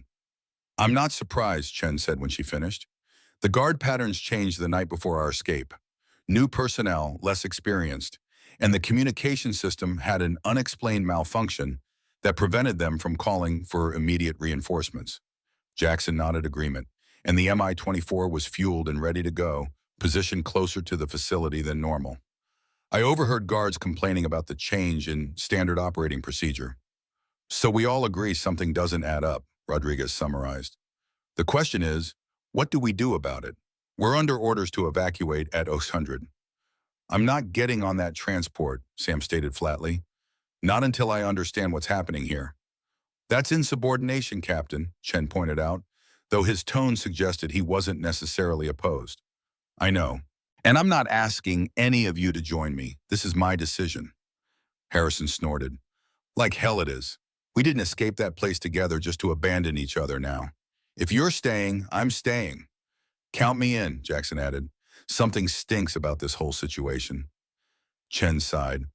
"My mother always said my curiosity would be the death of me. I'm in too." All eyes turned to Rodriguez, who shook her head in resignation. "You'll need a medic when this inevitably goes sideways. Besides, I'm not letting you have all the fun." Sam felt a surge of gratitude for these people who had become more than comrades through their shared ordeal. "Thank you, but we need a plan. If we're not getting on that transport, we need somewhere to go, something to do." "I might have an idea," Harrison said slowly. "Captain, you mentioned coordinates in your brother's hidden message. Where exactly in Indiana?" "Outside Muncie. Rural area, nothing special as far as I could determine." Harrison's eyes narrowed. "Muncie, that's near Grissom Air Reserve Base, former home of the 305th Air Mobility Wing." "What's significant about that?" Chen asked. "During the Cold War, Grissom was a strategic air command base. B-58 Hustlers, nuclear capability." Harrison tapped his fingers thoughtfully against his leg. "And there were rumors about underground facilities, contingency locations for command and control in case of nuclear attack." Sam felt a chill of recognition. "The code my brother left, R6 Delta Sierra November. Could it be related?" "Possibly. Military installations often had code designations, especially sensitive areas within them." Harrison frowned in concentration. "But why would your brother leave coordinates to an old SAC base in Indiana? What's the connection to what's happening here?" "I don't know," Sam admitted, "but it's the only lead we have that isn't under someone else's control." "So what's the play?" Jackson asked practically. "We can't just walk off base. And even if we could, we're halfway around the world from Indiana." Sam thought quickly. "The Mi-24, it's still here under guard but intact. If we could reach it—" "And go where?" Rodriguez interrupted. "Its range is good, but not fly across the world good." "Not across the world," Sam clarified. "Just to the nearest civilian airfield with international connections. From there, we can make our way back to the States." "Using what?" Chen challenged. "Our military IDs that will be flagged the moment we go AWOL? Our non-existent civilian passports?" Harrison cleared his throat. "I might be able to help with that part. Old Special Forces habit, I maintain certain resources for contingencies, identities, funds, transportation options that don't involve official channels." The other stared at him. "You're talking about going completely off the grid," Jackson said slowly. "I'm talking about staying alive," Harrison corrected. "If someone manipulated our capture and escape, they did it for a reason. And until we know what that reason is, trusting the official system could be deadly." Sam considered their options. What Harrison was suggesting amounted to desertion, a court-martial offense that could end all their careers, possibly result in prison time. But if their suspicions were correct, if they had been pawns in some larger game, then following orders might lead to an even worse outcome. "We need to move quickly if we're doing this," she decided. The transport leaves in 4 hours. By then, we need to be gone. I'll secure civilian clothing and basic supplies, Chen volunteered. The base exchange is closed, but the supply depot isn't. I'll create a medical diversion, Rodriguez added, something to draw attention away from the Mi-24's location without raising general alarm. Jackson and I will handle security, Harrison said. Neutralize the guards at the helicopter without causing injury. Sam nodded, feeling the weight of command despite their unofficial status. I'll prepare the Mi-24 for immediate departure once we're aboard. We'll need to move fast and stay low to avoid radar detection. As the others dispersed to their assigned tasks, Sam found herself alone with Harrison for a moment. You understand what we're risking? She asked quietly. The old soldier's weathered face was solemn.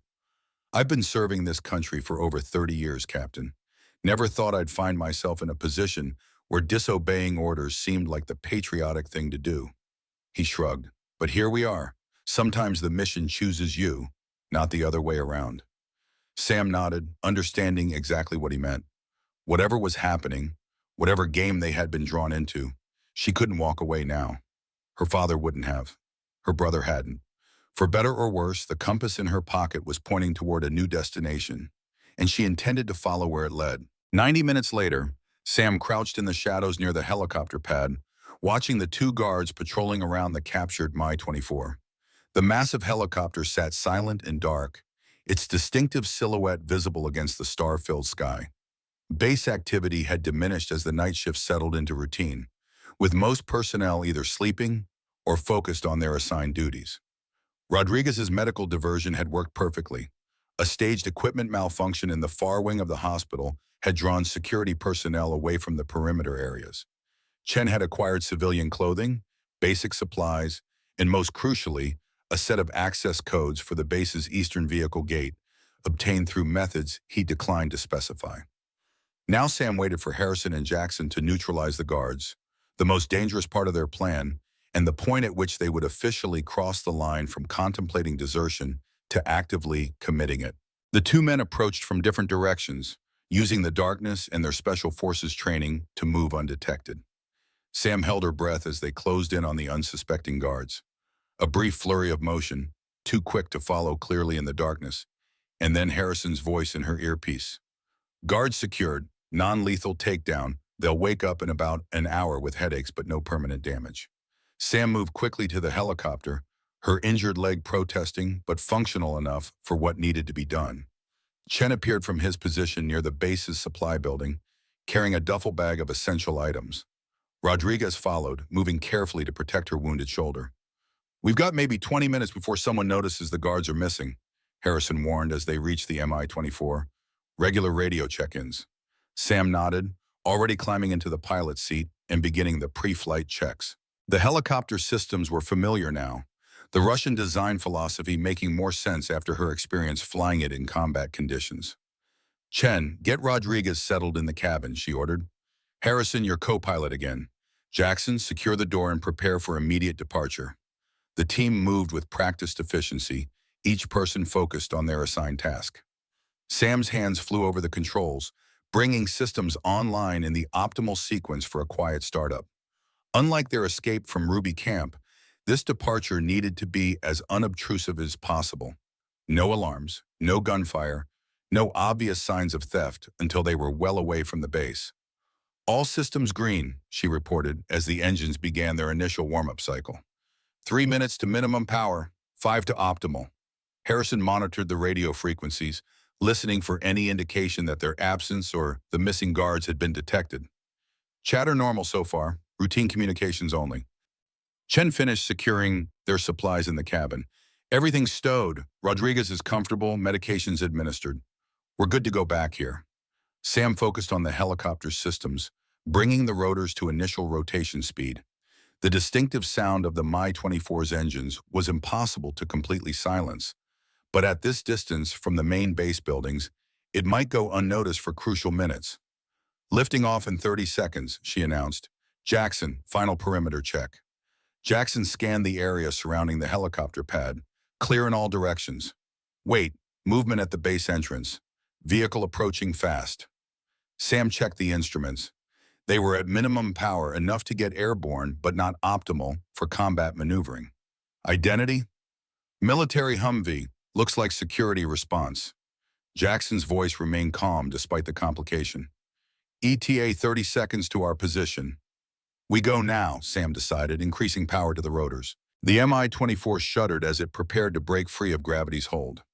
Secure for immediate departure. The helicopter began to rise just as the Humvee's headlights swept across the pad. A spotlight mounted on the vehicle caught them in its glare, and a voice boomed over a loudspeaker. Halt! Shut down immediately! This is a direct order! Sam ignored the command, continuing their ascent while turning the helicopter away from the base. The Humvee skidded to a stop below them, and armed personnel spilled out, weapons raised. They're going to fire, Harrison warned, watching the soldiers take up positions. No, they won't, Sam replied confidently. Not at their own people and a valuable asset. They'll think this is an authorized mission until proven otherwise. She was right. Despite raised weapons, no shots were fired as the Mi-24 gained altitude and banked away from the base. By the time anyone realized this was an unauthorized departure, they would be beyond small arms range. Setting course for Kabul International, Sam announced, guiding the helicopter toward the southeast. We'll stay low, follow valleys where possible to minimize radar exposure. And once we reach Kabul, Chen asked from the cabin, commercial transport to Dubai, then separate flights to various U.S. destinations, Harrison explained. I have contacts who can arrange documentation that won't trigger immediate flags. We'll reconvene in Indianapolis, Sam added. From there, we investigate the coordinates my brother left. The Mi-24 thundered through the night sky, following the contours of the rugged terrain below. Sam kept them at nap of Earth altitude, dangerous flying but effective at avoiding radar detection. Behind them, FOB Liberty would be scrambling response teams, but conventional wisdom would assume they were heading north, back towards Sokolov's territory, not south towards civilization. For nearly an hour, they flew in tense silence, each person processing the magnitude of what they had done. They were now AWOL, having stolen a captured enemy aircraft, actions that would result in court-martial under normal circumstances. Approaching Kabul outskirts, Sam announced finally. Need to find a place to set down away from military or police presence. Harrison studied the navigation display. There's an abandoned Soviet-era airfield 20 kilometers east of the city, used for helicopter operations during their occupation. Might be our best bet. Sam adjusted their course accordingly. The old airfield appeared on their sensors, a cracked concrete pad surrounded by the ruins of support buildings, long abandoned but still sufficient for landing the Mi-24. As they approached, Sam conducted a careful aerial reconnaissance, checking for any signs of current occupation, military, civilian, or otherwise. The site appeared genuinely abandoned, with no vehicles or recent activity visible. Taking us down, she announced, beginning their descent. Once we're on the ground, we need to move quickly. First priority is to reach Kabul and blend into the civilian population. The Mi-24 settled onto the cracked concrete with a gentle bump, its rotors slowing as Sam began the shutdown sequence. The silence that followed the engine's shutdown was almost eerie after the constant roar that had accompanied their flight. We'll need to disable the helicopter, Harrison said as they prepared to disembark. Can't leave a functional Mi-24 for just anyone to find. Sam nodded, already removing key components from the control systems. Removing the main ignition module and fuel control unit. Without these, it won't fly again without major repairs. Once the helicopter was effectively disabled, the group changed into the civilian clothing Chen had acquired, nondescript attire that would help them blend into Kabul's international zone, where Western civilians were common enough not to attract immediate attention. Everyone clear on the plan? Sam asked as they gathered their minimal supplies. We make our way to Kabul separately, using the cover stories we discussed. Meet at the Serena Hotel in 6 hours. Harrison has arranged for documentation and commercial transport from there. The others nodded, their expressions a mixture of determination and concern. They were committed now, following a path that had no clear end but seemed necessary given what they had discovered. Good luck, Sam said simply. See you in Kabul. They separated, taking different routes toward the city visible in the distance. Sam found herself walking alongside Harrison, the oldest and most experienced of their group, yet also the one who had embraced their unauthorized mission most readily. Having second thoughts, Captain? He asked as they made their way along a dusty road that would eventually connect with a more traveled route into the city. Sam considered the question honestly. Not second thoughts, just awareness of the consequences. We've crossed a line. Harrison nodded. Lines get blurry in our line of work. Sometimes the right thing and the regulation thing aren't the same thing. My father used to say something similar, Sam recalled. Rules matter until the mission matters more. Sounds like Billy, Harrison agreed with a small smile. He was good at seeing the bigger picture. They walked in silence for a while, each lost in their own thoughts. The rising sun painted the mountains gold and pink, a beautiful backdrop to their uncertain journey. Harrison, Sam said finally, if you served with my father, if you knew about Redbird and Phoenix, why were you in Sokolov's prison? What was your mission in the northern province? The old soldier's expression became guarded. Classified, even now. We're AWOL in a stolen Russian helicopter, heading to coordinates my dead brother left in a hidden message, Sam pointed out. I think we're past classified. Harrison sighed. Fair point. I was sent to investigate rumors about missing American equipment, specialized hardware that shouldn't have been in country. What I found was a black market operation moving everything from night vision goggles to missile guidance systems. Connected to the missing nuclear device? I believe so, though I never saw the device itself. What I did see was evidence that someone with high-level American clearance was facilitating the transfers. Harrison's expression hardened. I was getting close to identifying them when my team was ambushed. Everyone else was killed. I was taken to Ruby Camp. Sam processed this information. So the advisor might be the same person I was hunting, Harrison confirmed, which would explain why he kept his face hidden during interrogations. He knew I might recognize him. The implications were disturbing. A senior American intelligence official involved in illegal weapons sales, possibly including a tactical nuclear device. The same person potentially orchestrating their capture and escape to serve some larger agenda. We need to get to those coordinates, Sam said with renewed determination. Whatever my brother discovered, whatever he was trying to tell me with that compass, it might be the key to understanding what's happening now. Harrison nodded. Agreed, determined. But first, we need to get out of Afghanistan without being arrested or killed. One step at a time, Captain. 6 hours later, they had all successfully reached the Serena Hotel, Kabul's 5-star accommodation catering to international visitors. Harrison's mysterious resources had secured them rooms under false identities and provided the first installment of documentation they would need to travel internationally. In Sam's room, the group gathered to review their progress and next steps. Commercial flights to Dubai leave 3 times daily, Harrison explained, spreading a hand-drawn map on the table. We'll take separate flights over the next 24 hours, using the identities I've arranged. From Dubai, connections to the United States are frequent and less scrutinized. What about our real identities, Rodriguez asked. By now, we'll be flagged in every system. That's why we're not using them, Harrison replied. The documents you'll receive in Dubai will withstand standard scrutiny. Backstopped identities, legitimate visas.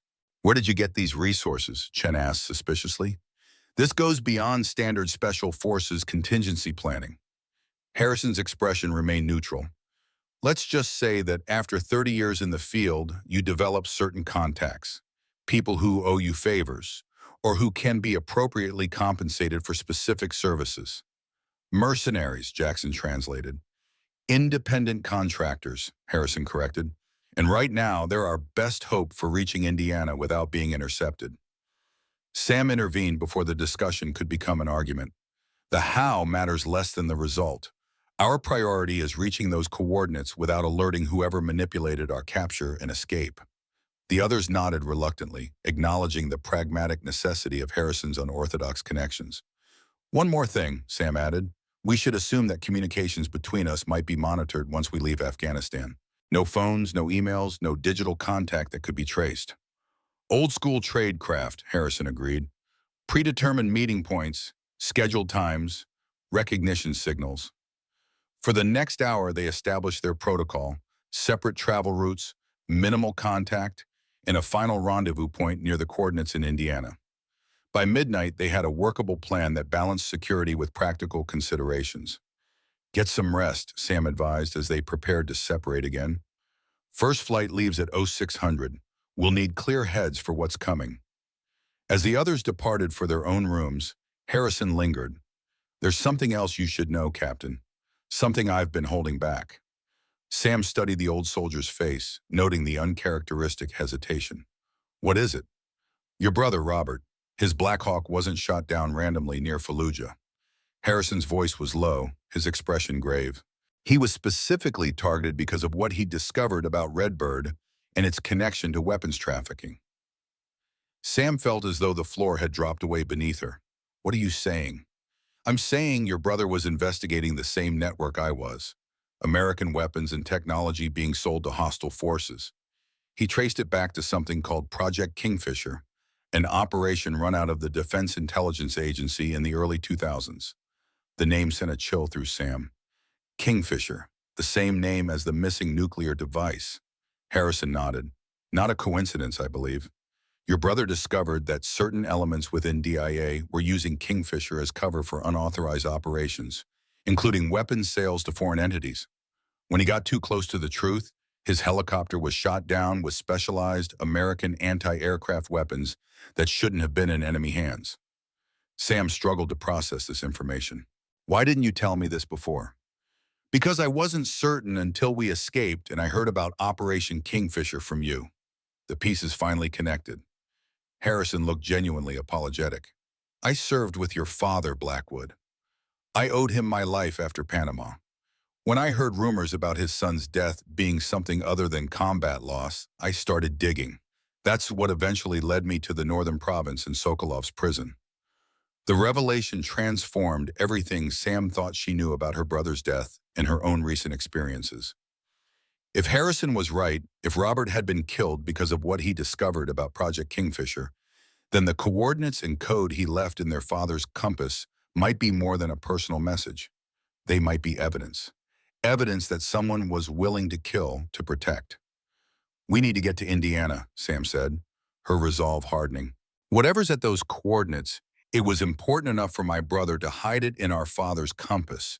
Important enough for someone to ensure I received specialized training in Russian helicopters. Important enough to orchestrate our capture and escape. Harrison nodded, his weathered face solemn. And important enough to kill for. Remember that, Captain. Whoever is behind this has already demonstrated they're willing to eliminate threats permanently. Sam thought of her brother, of Walker, of all the others who had died in what now appeared to be a complex web of deception and betrayal. Let them try, she said quietly, her hand closing around the compass in her pocket. I'm a Blackwood. We don't go down easily. For the first time since they'd met, Harrison smiled, a genuine expression that reached his eyes. No, you don't. Your father proved that in Panama. Your brother proved it in Iraq. And you're proving it now. He moved toward this door, pausing with his hand on the knob. 0600, Captain, the first piece in our journey home. After he left, Sam sat on the edge of the bed, turning her father's compass over and over in her hands. The brass was warm from her touch, the glass face reflecting the room's dim light. She opened the hidden compartment, studying the inscription her brother had left. 40 to G12 and 85-58. R6 Delta Sierra November coordinates to a seemingly random location in Indiana and a code that had baffled her for years. But now, with Harrison's revelations, the compass had become something more. A message from beyond the grave. A brother's final attempt to expose a truth that had cost him his life. I'll find it, Robert, she whispered to the empty room. Whatever you were trying to tell us, whatever you discovered, I'll finish what you started. She closed the compass and returned it to her pocket. Tomorrow would bring the next phase of their journey. Commercial flights, false identities, the complex process of returning to American soil without being detected by the very agencies they had once served. But for now, for these few hours, Sam allowed herself to rest. The Mi-24 had carried them to temporary safety, just as her training had enabled her to fly it. Now different skills would be required. Patience, discretion, the ability to move through civilian systems without drawing attention. The hunter had indeed become the hunted. But Sam Blackwood, daughter of William, sister of Robert, last Phoenix, had no intention of being easy prey. They never saw Samantha Blackwood coming. They mistook her for just another captured pilot, a convenient source of intelligence, perhaps a bargaining chip. But what Sokolov and his men couldn't understand was that Sam carried more than just her father's compass. She carried his legacy, her brother's determination, and the indomitable spirit of every pilot who'd ever been underestimated. In the cold mountains of Zoristan, amid betrayal and secrecy, Sam discovered what her father had taught her years ago, that the best pilots think 5 steps ahead in every direction. While her enemies plotted in 2 dimensions, she calculated in 3, transforming their own weapons into her salvation. The Mi-24 that delivered her to freedom wasn't just a stolen helicopter. It was a statement written in rotor wash and rocket fire. Never imprison someone who understands your own machinery better than you do. Never believe that capture equals defeat. As Sam followed her brother's hidden coordinates toward whatever truth awaited in the heartland of America, she proved what history's greatest warriors have always known, that sometimes the most devastating counterattack comes from those who were thought defeated, especially when they get their hands on the very weapons meant to contain them. What would you do if someone underestimated your capabilities, only to watch as you turn their own strength against them?